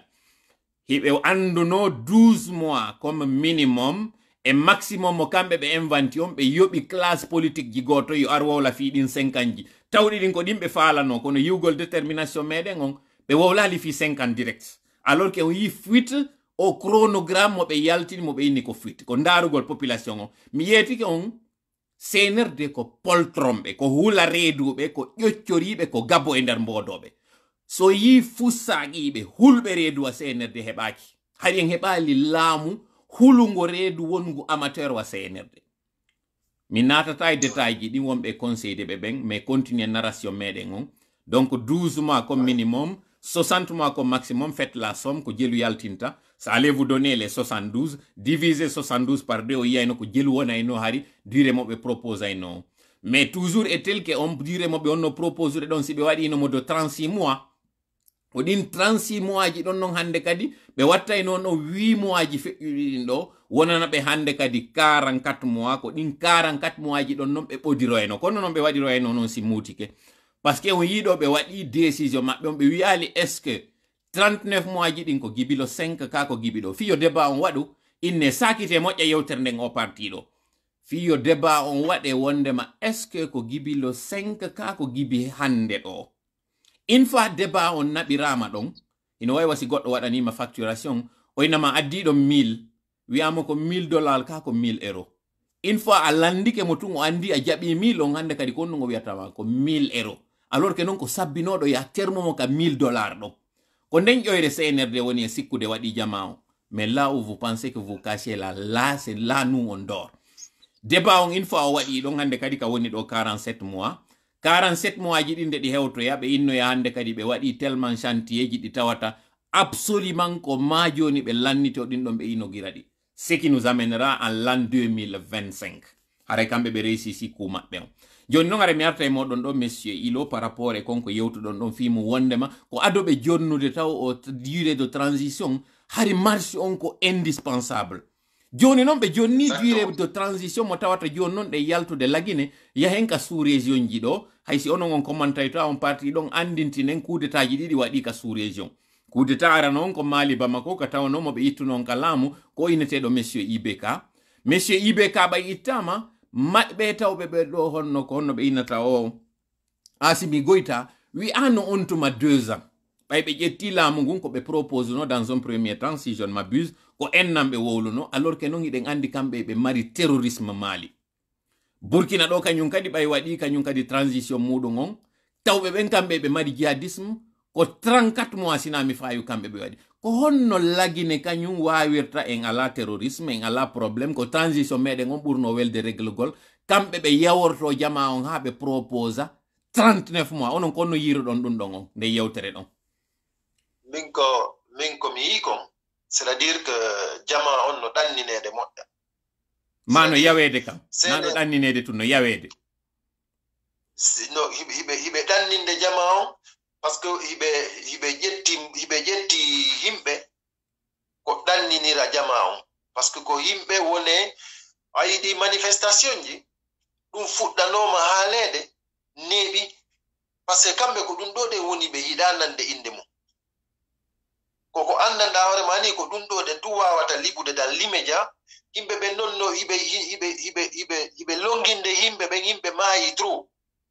wala yimɓe yalto hande kadi ware no way wasi tawi hawri manifestugol est égal à tuer c'est-à-dire manifestation pacifique wiya ina e goto ƴettu hayre ina e goto naɓor leggal ina e goto naɓor pinere ko hollugol opinion muɗum o ko hollugol wondema mi tawta ko ko na waɗede ɗo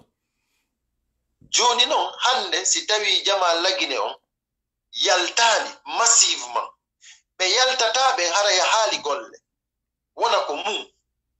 ferma boutique aji mum ɗin hara goto udditaɗi si tawi ngal ñallal ɗon le 5 jama lagine on hollali aduna allah on hollali CNRD on wondema ko ɓe eɓɓi ko yaata déjà ado ɓe yaltinde date élection ji ɗin date transition on ado ɓe yaltinde on date ɗon déjà hari vraiment c'était obligatoire yo guinéɓe ɓe fof yaltu c'était vraiment nécessaire yo fof yaltu andina ɓe ko ɓe eɓɓi ko yaata par ce que jam fa kam fof yii ko laaɓi koye hande ina hay wigol wondema si ɓe waɗuno durée transition mo 3 mois hara ɓe waɗuno durée mo 3 mois min nalde 3 ans durée mo 3 mois komi innayno jama lagine fof wata goto jam parce que laaɓa hande kadi effectivement non ko CNRD ce n'est plus important d'accepter que le CNRD organise les élections. Ce n'est plus important. Non, ils ont perdu toute crédibilité, ils ont perdu toute légitimité, ils ont perdu tout support qu'ils pouvaient avoir.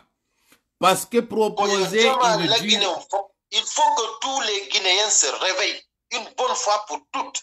Le CNRD ne peut pas organiser cette transition, ces élections que nous rêvons. C'est pas possible.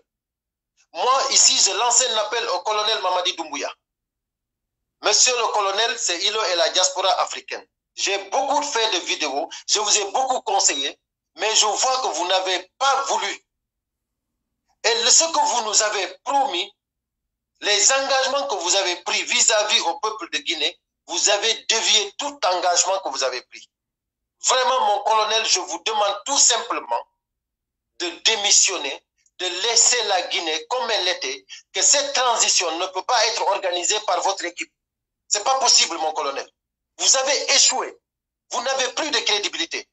Ça ne peut pas marcher. Vous ils ont lamentablement échoué. Ils ont montré les limites et ils ont montré combien de fois ils n'ont pas de pitié pour la population, sinon comment envisager de défier la communauté internationale dans un contexte économique mondial aujourd'hui fragile, où nous sommes enclins à aller dans une 3e guerre mondiale avec toutes ses conséquences, le désastre économique et humain. Au lieu aujourd'hui de préserver le peu que nous avons, cette gente avec sa cruauté exacerbée se permet de mettre toute une population dans un projet qui est personnel à eux. Mais c'est quand même inconcevable de voir combien de fois c'est la limite vraiment de la cruauté que cette gente est en train d'infliger à cette population guinéenne. Je suis sidéré. Mon colonel, je vous assure que tous les cadres, tous les ministres, que tous les Guinéens malhonnêtes qui vous accompagnent actuellement, vous allez tous le regretter ensemble. Parce que les Guinéens ne vont pas vous tolérer. Ce que vous tramez actuellement en République de Guinée, c'est infaisable au XXIe siècle. C'est infaisable. Vous ne pouvez pas incarner une dictature aujourd'hui en 2022. Ça ne marchera pas. Ça ne marchera pas. Ça ne marchera pas. Ça ne marchera pas, mon colonel. Ça ne marchera pas. Nous, le pouvoir, c'est nous. C'est nous le pouvoir, mon colonel. C'est pas vous. C'est nous le pouvoir. Le pouvoir, c'est nous, le peuple de Guinée. C'est pas vous. Vous êtes illégitime, mon colonel. Vous êtes illégitime. On vous demande de reculer et de donner cette transition à un civil. C'est un Guinéen civil que les Guinéens auront confiance. Exemple, M. Gassama Diaby. C'est des citoyens guinéens comme ça qui vont organiser cette transition. Pas vous, mon colonel. Ça, je vous lance ce défi-là. Vous n'allez pas aller jusqu'au bout parce que les Guinéens ne vont pas vous tolérer. Je demande à tous les Guinéens patriotes, tous Guinéens conscients, le 5 de sortir avec des pancartes, manifester pacifiquement. Pas de jet de cailloux. Ou bien manifester pacifiquement, c'est votre droit. La Guinée nous appartient. Ça n'appartient pas au clan illégitime. La Guinée appartient au peuple de Guinée. Vous êtes des Guinéens. Démontrez aux communautés internationales, démontrez à tout le monde que vous êtes des Guinéens et que ce pays nous appartient tous. Ce n'est pas à un clan. Aujourd'hui, vous et vos ministres, on s'en fout de vous. On s'en fout de vous, je dis. On s'en fout, ça ne marchera pas. La Guinée ne va pas passer par là. La transition, le CNRD ne va pas l'organiser. Ça, c'est le défi que je vous lance. Ça ne marchera pas, mon colonel. Voilà. À bon entendeur, salut. Nous tirons vers la fin de notre émission, de notre direct aujourd'hui. Mais nous voulons d'abord faire une petite mise au point par rapport à cette journée. C'est qu'il y a plusieurs façons de manifester. La plus grande et celle qui est la mieux connue, c'est que vous sortez dans les rues avec des pancartes, avec des marches silencieuses, ou bien en arborant ne serait-ce que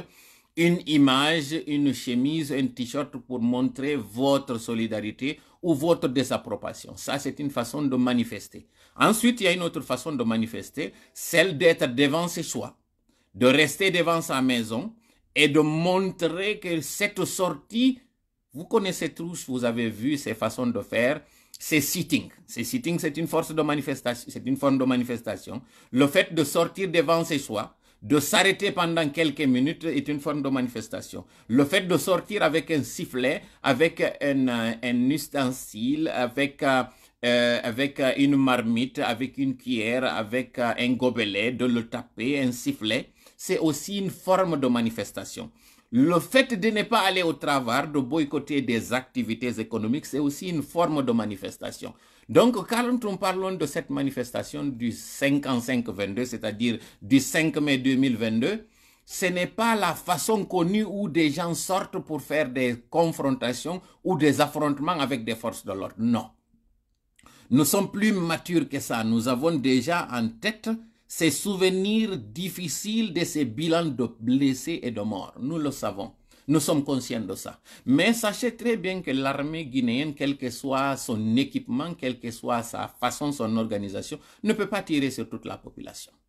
Ce qui veut dire aujourd'hui, l'appel que nous lançons, c'est à toute la population guinéenne. Ce n'est pas appeler une seule région, un seul secteur de la Guinée ou une seule ethnie ou un seul parti politique, non. C'est toute la population aujourd'hui dans son ensemble, dans son entièreté qui est appelée à sortir, à exprimer justement son désapprobation de cette mascarade, de ce défi, de cette insulte à l'égard de la population guinéenne. Ce peuple qui est martyr et martyrisé, qui a longtemps souffert. Souvenez-vous que la Guinée est ce premier pays indépendant francophone de l'Afrique de l'Ouest, mais qui est aujourd'hui à la traîne. Pourquoi? Parce que des individus ont voulu nous ramener en arrière. Sinon, comment comprendre que cette gente nous ramène à des années-lumière où c'était l'époque des coups d'État en 1980? Quand je parle de gente, je parle de toutes les trois gentes. Mais la plus concernée par ce direct, c'est celle qui s'appelle le CNRD, qui n'a même pas daigné donner le minimum, faire ses déclarations de biens ou donner sa liste de composition. Tout cela, aller en rang dispersé pour la population, c'est pas bon, parce que justement, ceux-là qui foncent droit dans le mur cagoulé, c'est des gens qui n'inspirent pas du tout confiance. Monsieur Hilo, quel est l'appel que vous avez à lancer à cette population après que vous ayez lancé un appel vers la gente qui est sourde? On sait très bien qu'ils ne vont pas entendre. Quel est l'appel que vous avez à lancer à vos compatriotes de la diaspora? Parce que justement, cette manifestation ne concerne pas que ceux qui sont en Guinée. Ça concerne aussi les représentations diplomatiques à l'étranger. Ce n'est pas encore tard. Les gens peuvent se mobiliser dans les consulats, dans les grandes villes, les agglomérations, en Europe, aux États-Unis, en Asie, pourquoi pas en Afrique aussi, le Sénégal, la Gambie, partout dans la sous-région, vous pouvez vous manifester. Quel est l'appel que vous avez à lancer rapidement? Là, je lance l'appel à tous mes compatriotes guinéens. Là, concernant le 5 mai, il faut que tous les Guinéens sortent. Ceux qui ne peuvent pas sortir peuvent contribuer en restant chez eux, comme si c'était une ville morte. C'est très important, cette force de démonstration du pouvoir du peuple. C'est très important.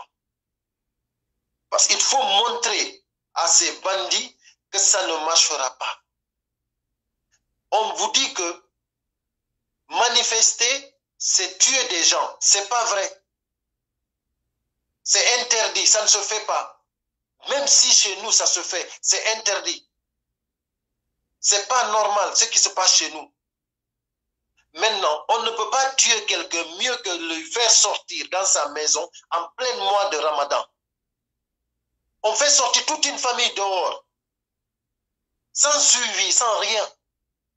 Sauvagement comme ça. Ça, c'est tuer une famille entière. Ce n'est pas seulement tuer une personne. Donc, il ne faut pas que nous, en tant que des citoyens, que nous acceptions que des bandits viennent s'emparer du pouvoir, nous donner des engagements, nous jurer, nous écrire des chartes, jurer sur ces chartes, et après ne pas les respecter. Et maintenant, nous ne pouvons pas sortir, montrer notre mécontentement. Dire non, nous ne sommes pas d'accord. Non, ça sera vraiment donner la force aux bandits. Si nous restons chez nous, si nous ne manifestons pas, nous avons donné la force au CNRD. Et actuellement, le CNRD, nous ne devons plus les soutenir. Tous ceux qui soutiennent, c'est par leurs intérêts. Ils n'ont qu'à aller avec leurs intérêts. Mais ils ne peuvent pas représenter la Guinée. Parce qu'ils ne sont pas votés. Ils ne sont pas légitimes. Ce n'est pas un gouvernement de consensus. Ce n'est pas un gouvernement légitime. C'est des bandits qui sont venus. C'est une nébuleuse. Exactement, exactement. Donc nous, en tant que citoyens guinéens, nous ne pouvons pas les donner la légitimité. Les donner la légitimité, c'est de ne pas manifester le 5. Et ce n'est pas normal. J'appelle à tous mes compatriotes,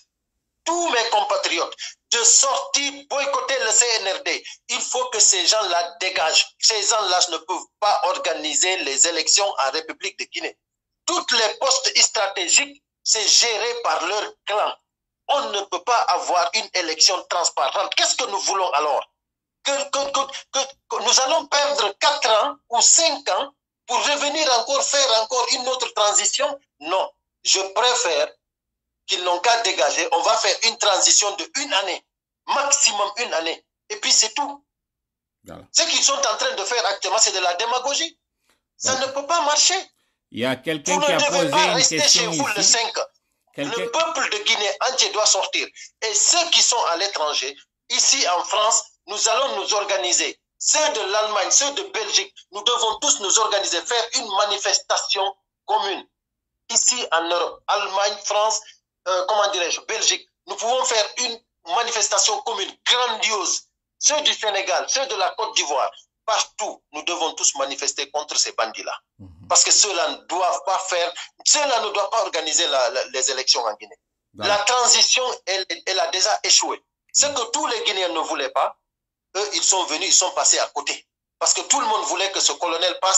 sorte par la grande porte. Mais il a complètement refusé. Il a été trahi par des gens, par des malhonnêtes. Vous savez que la Guinée, on en a en pagaille, des malhonnêtes. Ça, c'est notre défaut. Ça, c'est notre problème que nous avons.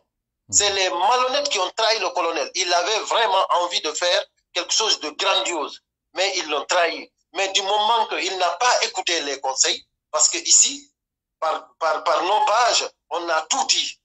On a tout fait pour que le colonel puisse se ressaisir. Il n'a pas voulu. Mais là, maintenant, il n'y a plus de recul. C'est-à-dire qu'il ne peut plus reculer pour mieux faire. Il a échoué complètement. Il n'y a rien à faire. Le colonel a échoué.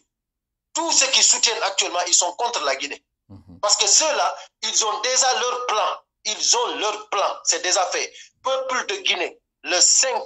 pas de recul. Que le CNRD dégage une bonne fois pour toutes, pour ne pas qu'on perde plus de temps. Parce que plus qu'ils sont là, plus on perd du temps. On fera encore une autre transition. Parce que la Guinée ne va pas rester comme ça. Voilà. À bon entendeur, salut. Merci beaucoup, Monsieur Hilo, pour cette disponibilité, pour votre franc-parler, pour votre coup de gueule, pour votre engagement citoyen, parce que c'est à rappeler que vous parlez en votre qualité de citoyen guinéen, libre, ayant le droit de s'exprimer sur la situation de son pays, en toute indépendance et en toute autonomie, que vous êtes en train de le faire. Il ne nous reste plus qu'à vous dire merci pour cette disponibilité et à souhaiter encore vous revoir ici pour d'autres communications, et nous invitons les téléspectateurs, ceux-là qui nous regardent, à aller sur votre page qui s'appelle Hilo et la diaspora africaine. Likez la page, s'abonner parce que vous êtes très actifs, contrairement à nous. Vous faites beaucoup de vidéos en semaine, vous le faites aussi en fin de semaine, et c'est très riche toujours ce que vous faites. Vous le faites en langue nationale pulaar comme vous le faites en français, ce qui est une chose pour le plaisir de tous nos compatriotes dans les autres langues. Nous nous excusons auprès de ceux-là qui n'ont pas entendu en entièreté notre communication communication parce qu'ayant été faite dans un langage national, donc en pulaar, mais pour le peu aussi que nous avons fait en français, nous nous excusons auprès de ceux-là qui ne comprennent pas aussi le français. Je vais vous laisser, M. Hilo, pour faire la clôture de ce direct et lancer un dernier appel à la population si vous n'avez rien à ajouter. D'accord. Donc, mi wola e pulaar. Voilà. Haray komi faala ko yewtugol seeɗa si waynodiren fi musidɓe meɗen wonɓe waɗude sifa o combat mo wonde wadde haray vraiment sakitemo ƴew partiɗo sakitemo mi nanali min yo jama on sakitu o partiɗo moƴƴa continue e onon jama yo sakitu ok haray ko mi taw ko mami yewta seeɗa e fi hakkundeji meɗen par ce que fewdoɗen ni o combat mo wonɗe wadde ɗo ɗen ni o combat ɗo ko combat wonɗo très noble si tawi ko wondamo e waɗirde ko fi leydi laggine ndin hara na fi intérêt personnel donc haray noon min miɗo tawa e wonɓe wadde o combat ɗo hara ko pour l'intérêt général miɗo tañƴini takko pellet an kadi koye on combat wonɗa ko ɗum waɗi déjà si miɗo intéressé e yewtereji ma ɗi par ce que miɗo suivre gila mi fuɗɗima suivre mi yalɗa devi lawol ngol donc haray jama heddiɓɓen fou sifa meɗen wonɓe yaltude communique affiche o e ɗi réseaux sociaux ji ɗo ɗen fi intérêt leydi men ɗin haray vraiment koyeɓe accu clashindirgol accen clashindirgol ɗum ɗon ɗen labaka fewndo ɗo ɗen ni wano fi affaire o manifestation ɗo mo wona d'accord e ɗum ɗo mo duwano tum fankude par ce que hina ko boni goɗɗo innali parti politique yo yaltu manifesta goɗɗo innali axe yo yaltu manifesta mais kono ƴetta ɗum ɗon ɗen dewta e hoore goɗɗo e hoore hara na goonga ɗum ɗon ɗen labaka wigol wondema on tigi no dari on tigi si inni no wawi dirisude an a wawata dirisude ida tañƴini kanko gaynata mais fanko accidama e ko dinni o gaynay ko si tawi an a gaynata kanko inni o gayna mais accidumo e muɗum fo e mum giɗa andi ko gotum ɗum ko wonɗen e laɓɓude kon c'est à dire ko sammi sari e ko sakki sari fof kono sari heɓora donc hande min mi yaali ko clashidiren mi torike en fof kala communicanjo wowlowo vraiment fino lagine hettora par ce que ko fino lagine hettora ina fino fuuta tun hettora ko fino lagine hettora ko fiyo jamɓe kisi e wonu e nder leydi men ndi fof ko ɗum ɗon woni combat o haray vraiment yo jama on accu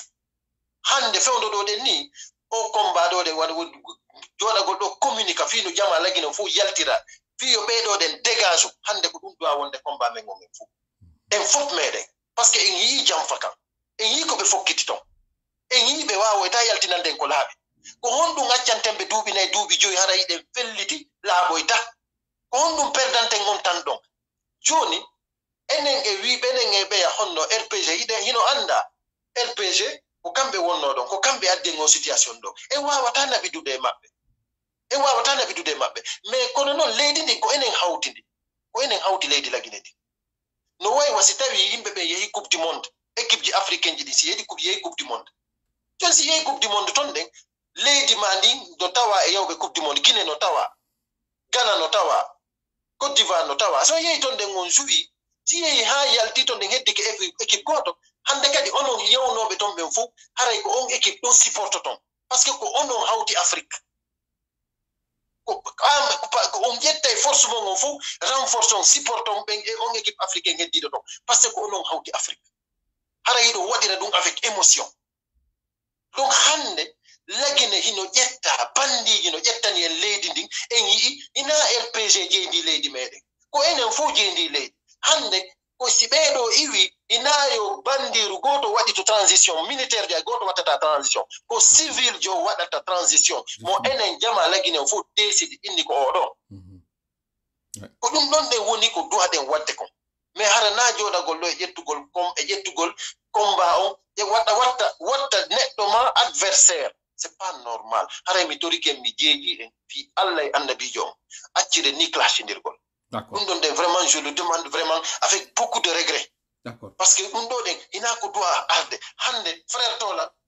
ko allah walli en yiɗen jogui sifa oɗo ko allah walli en yiɗen jogui un communicant pareil il faut être fier de ce monsieur bon Dieu de sang est-ce que ɗum ɗo koko metti fi si tawi hawri a heɓi sifa oɗo ɗen hiɗa faala sifa oɗo ɗen aduna o fof no faala sifa oɗo ɗen mais pourquoi ne pas l'encourager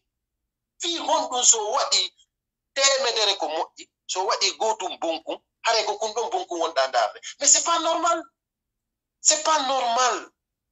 vraiment wakkilo ɗen en fowmu be wakkilo mais kono vraiment wadde en heɓu sifa frère tola aybinen fi makko mais je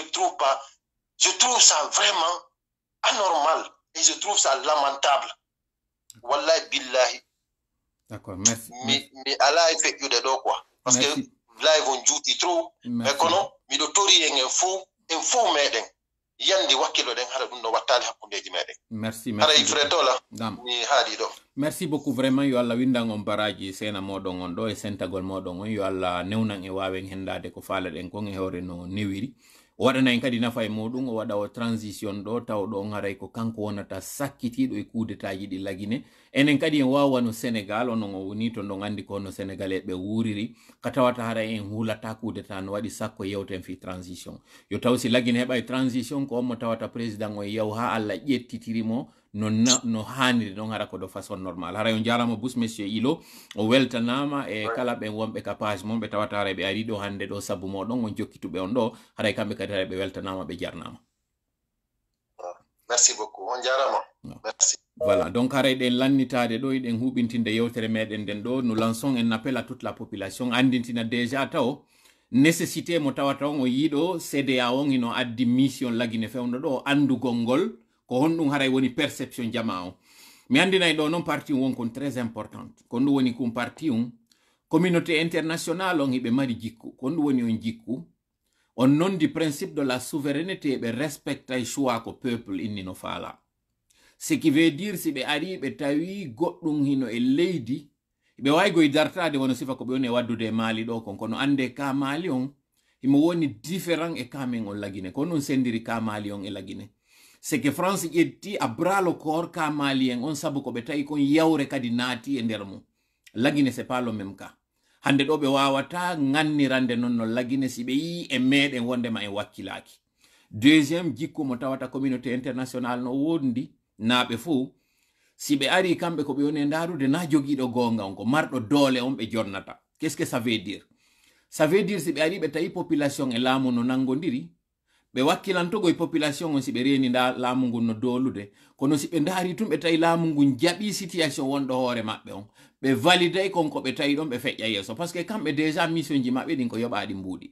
ɓe mari conflit ji buy dallo monde ɗi ɓe faala régle gol ɓe arata ɓe jooɗo e pays ngotum éternellement innugol ɓe réglay ɗon probléme ce qui veut dire hande ɗo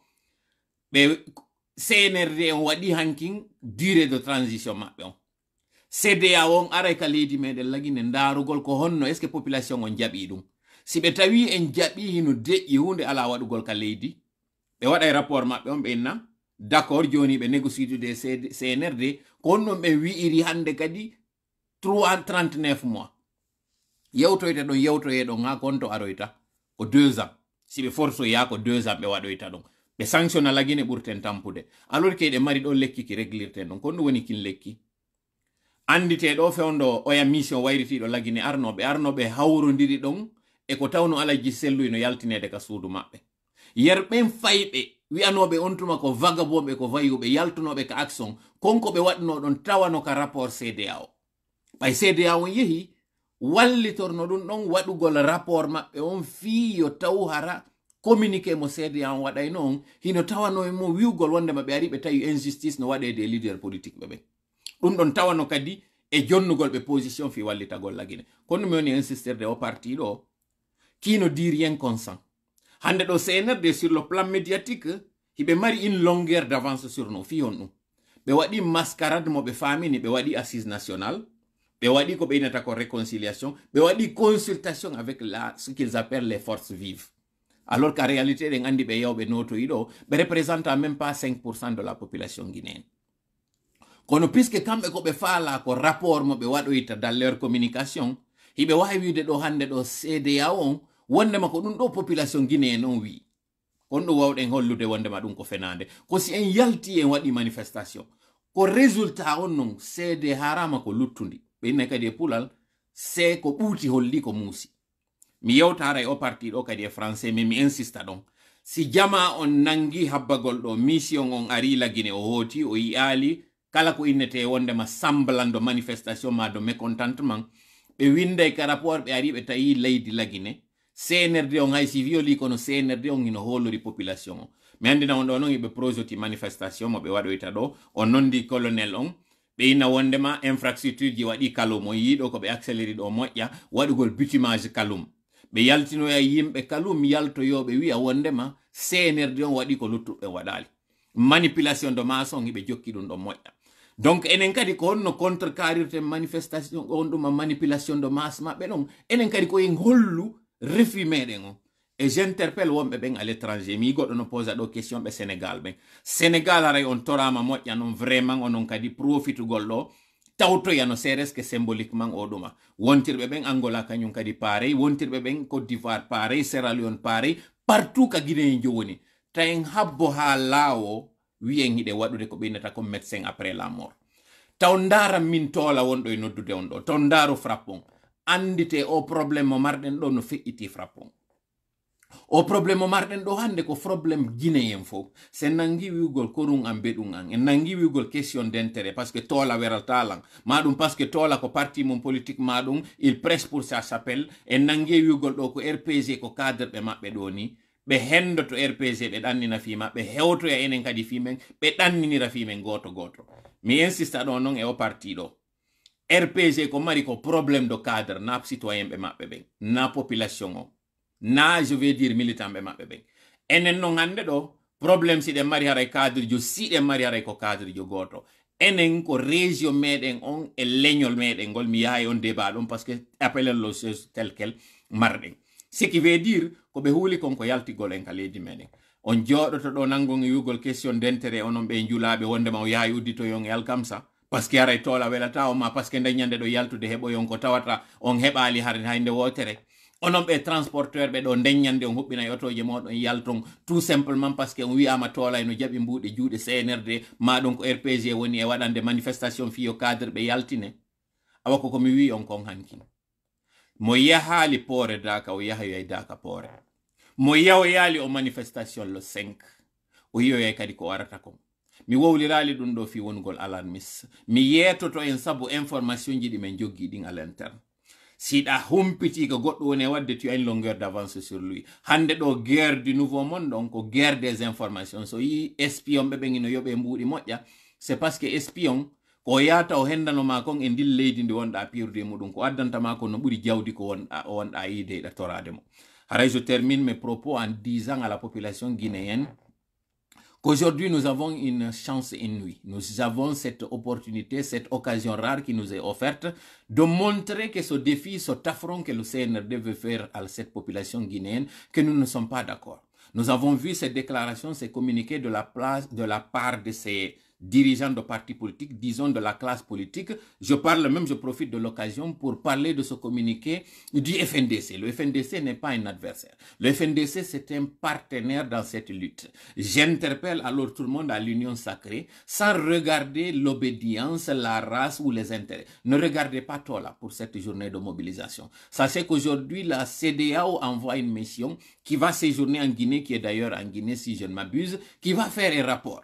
Ce rapport dépendra de ce qu'ils ont trouvé sur le terrain. S'ils trouvent que la population guinéenne semble avoir accepté ce chronogame qui va au-delà de l'attente de la CEDEAO, parce que la CEDEAO a ses normes, ce qui va suivre, ce sont des sanctions. Mais ces sanctions aussi, nous pouvons leur donner plus de force. C'est de montrer à cette gente que nous ne sommes pas d'accord, que nous voulons aussi montrer à l'opinion nationale et internationale que cela ne marchera pas, que ce défi, cet affront, cette insulte à l'égard de la population martyrisée de Guinée ne peut pas passer. Donc vous qui êtes en train de m'écouter aujourd'hui, ne regardez pas moi ma face, ne regardez pas moi ma gueule, comme on dit, ou bien ne pensez pas que c'est une promotion que je fais pour la structure que nous avons, qui s'appelle le FRAP, qui est le Front républicain pour des actions patriotiques. Ne regardez pas la couleur politique à laquelle je pourrais être affilié ou comme Matrevi, qui est l'UFDG. Toi, mon frère, toi, ma soeur, qui est du côté de la mouvance, l'ancienne mouvance présidentielle, qui est aujourd'hui en train de parler de cette mobilisation, qui sait que ces cadres ou leurs cadres qui sont aujourd'hui en prison, qui subissent cette injustice, ne regardent pas que toi là et celui-là qui avait combattu ton champion, qui est le professeur Alpha Condé, jusqu'à ce que son régime tombe. Ne regarde pas ma face de cette façon-là. Regarde au-delà de la personne qui t'interpelle pour que tu sortes cette journée du 5 mai 2022, qui est le jeudi prochain, pour exprimer ton ras-le-bol, pour exprimer cette douleur, cette souffrance, cette précarité, cette misère énorme que tu es en train de vivre et surtout aussi ce manque d'espoir que tu as parce qu'aujourd'hui, avec le contexte économique mondial, caractérisé par cette tension entre la Russie et l'Ukraine, qui a le spectre d'une troisième guerre mondiale, déjà est quelque chose d'alarmant. Imaginez-vous si maintenant, au-delà ou en plus de cette crise mondiale, on a une crise nationale, qui est celle des sanctions, qui est celle de ces affrontements. Allez-vous permettre que le CNRD s'arroge justement le titre ou le droit de décider à notre place? Non, je connais votre réponse, c'est non. Je sais que vous allez être plus fort. Ce peuple du 28 septembre, ce peuple du janvier et février 2007, ce même peuple du 28 septembre, celui-là justement qui sait dire non, qui sait dire stop, est encore là. Ce peuple justement qui est fort, qui a ce courage, qui sait justement s'exprimer, qui sait se mettre ensemble lorsque le besoin est là. Justement, ce besoin, il est aujourd'hui là. Il y a cette nécessité de montrer, de donner un message fort, d'envoyer un message fort à cette gente pour qu'elle comprenne que trop c'est trop. Comment comprendre que la Guinée qui n'est pas confrontée à un djihadisme, à un terrorisme, se permette de donner une transition qui dépasse la norme. Souvenez-vous que le Mali, lorsqu'il y a eu le coup d'État contre M. Ibeka, la gente à l'époque avait proposé 1 an, 2 ans tout au plus. Alors qu'eux, ils étaient déjà dans un conflit, dans une situation de séparation du pays entre ceux qui sont les djihadistes et ceux qui sont de la force régulière. Mais ils n'ont pas pu se permettre de proposer plus de 24 mois. Ça, c'est le maximum. Et d'ailleurs, je pense que c'était 12 mois. Ensuite, le Burkina, qui a une situation similaire au Mali, qui est aussi en proie à ce djihadisme, à ce terrorisme, n'a proposé qu'une trentaine de mois, en tout cas, en dessous des 39 mois du CNRD. Comment le CNRD peut justifier tout ce délai de 39 mois? C'est une insulte. C'est un déroulé, c'est un chronogramme, c'est un agenda caché que le CNRD a aujourd'hui pour tuer la population guinéenne afin d'aboutir à son projet qui est un agenda qui était caché mais qui est désormais n'est plus caché. Ça saute aux yeux de tout le monde aujourd'hui que le CNRD a montré ses limites. Le CNRD aujourd'hui a perdu toute crédibilité, toute légitimité. Ils ne peuvent pas du tout continuer à aller dans ce vase clos tout en mettant la population, en la reléguant à un statut de subalterne, de sujet ou bien même de simple marionnette qu'il faut utiliser à sa guise. Donc le 5522 qui est le code que nous avons attribué à cette journée du 5 mai 2022, donc c'est le jeudi prochain, sachez qu'il y a plusieurs formes de manifestation. Que vous soyez à l'étranger, faites la manifestation et parlant de cette manifestation, vous pouvez avoir plusieurs formes de manifestation. Sortir avec des pancartes, exprimer votre ras-le-bol, votre mécontentement, votre désaccord, c'est une forme de manifestation. Porter les t-shirts du FRAPP si vous en avez, si vous pouvez vous en faire, ou porter les t-shirts ou les effigies de votre parti politique si vous voulez agir en tant que militant d'un parti politique ou bien votre organisation, votre association civile de la société civile, faites-le, c'est aussi une forme de manifestation. Le fait de rester debout ou faire un sitting devant une représentation, c'est aussi une forme de manifestation. Il n'y a pas eu d'itinéraire ni de trajet donné parce que justement, nous avons voulu à ce que chacun le fasse à sa manière. Faisant à sa manière veut dire aussi que le simple fait de sortir avec des sifflets, avec des gobelets, avec des cuillères, les taper, faire du bruit, faire du tapage, c'est aussi une forme de manifestation. Le fait de boycotter les activités économiques, c'est aussi une forme de manifestation. La désobéissance civile est aussi une autre forme de manifestation que nous envisageons aussi d'utiliser. Mais pour le moment, c'est un premier signal que nous envoyons au CNRD de voir combien de fois vous tenez à cœur la situation guinéenne. Une fois que cela est fait, nous allons envisager la suite. ce CNRD, nous vous disons, il est en train de se foutre de la population. Donc, toi qui es commerçant, tu es appelé ce jour-là à ne pas ouvrir ta boutique. C'est pour une bonne cause parce que justement, la situation économique t'interpelle. Si toi, tu es transporteur, ce jour-là, tu es appelé vivement à ne pas mettre ton moteur en marche ce jour-là. Abstiens-toi de faire toute activité, reste à la maison. Si tu es parent d'élèves, abstiens-toi ce jour-là de laisser ton enfant aller s'exposer justement à ces contre-manifestations ou à ces forces de l'ordre qui essaieront ce jour-là de sortir et intimider la population. La population guinéenne a beaucoup subi pour qu'elle soit intimidée ou violentée de cette façon-là. Donc je m'arrête là tout en vous disant merci. Andi non lo 5 busha ore yonko yo fonction moƴƴa siɗa mari otowal ma garugal nden ñande hay sika ɓurore wonɗa garu otowal maɗa ngal en solidarité on journée de 5 ko journée de 5 on wiwɗen taw kono oɗo réussi siri o envisagé ten kañum kadi ko hikkoyta ɗon mi ala lagine toon certes mais c'est stratégique kañum kadi hande ɗo nawiugol ngol miɗo lagine ma mi ala lagine na terlen ɗon ɓe duwa on kujinirde andon risque momi mari on miɗo mari mo un peu partout mi yettinuki on ɗum ɗo mi ala juutinde yewtere nden mi toriki allah ko wiya ko bal naqdifu bil haqqi ala al batili fa yadmaghu fa idha huwa zahiqun wa lakum al waylu mimma tasifun yowonu ko wonde meɗen nden ñande kanko allah tippin ɗon wiwɗon wa ma ramaita id ramaita walakin allaha rama yo taw ko kanko woni haray woni e bugade nde yewtere an ɗo nde hewtoya ndun nowru maɗa ɗon hino wi ka ɓernde an yo allah darnoy ɗum ɗo ka nder ɓernde maɗa waɗoya nden ñande immoroɗa hara ndara Allah min andita sonjamo wonɗen e muɗum on ɗo ko sonjamo tawata haray no memude Guinée on fo ɓe wonɓe wiide wondema mi ala ton ko sabu ɗum wonmi e waɗirde ɗum ɗo mi naɓa ɓimɓe yimɓe ɓen ka mayde ma mi naɓa ɓe ka sonje mi yeetike on ɗo ko manifestation pacifique ta yaltu sunna pineri e lawol wota sakko goɗɗo kala on tawɗo haray o faalaka tawtude mango cippiro ɗo accidumo e hoore makko c'est son choix à lui donc quiconque ne veut pas aussi nous accompagner dans cette journée, ne vous attaquez pas aux passants. Laissez les personnes vaquer à leurs occupations. Comme nous avons dit, c'est une lutte citoyenne dans laquelle nous appelons la population à manifester justement leur désaccord. Ce qui veut dire que celui qui n'est pas avec toi n'est pas forcément un ennemi. Sache que lui aussi, c'est son droit qu'il est en train d'exprimer, d'accompagner justement cette misère. Et dans ce cas, ne vous en prenez à personne. Les biens d'autrui sont à protéger, les vies sont à préserver. Alors ne vous en prenez à personne. Laissez les personnes, les gens vaquer à leurs occupations. C'est lui qui décide d'aller ce jour-là libre à lui. Celui par contre, et nous espérons que vous soyez les nombreux. Si vous décidez de nous soutenir, ça va être notre souhait. Ça va être ce qui va avantager à toute la population guinéenne. Yo Allah wonu ballo meɗen hawrindina e sawaba o danda leydi meɗen ndi yanugol e juuɗe ɓe tawɓe haray hina huloɓe mo ɓe tawata yurmetake. Allahumma amin. Allahumma salli ala sayyidina Muhammad wa sallim. Wassalamu aleykum wa rahmatullahi wa barakatuh.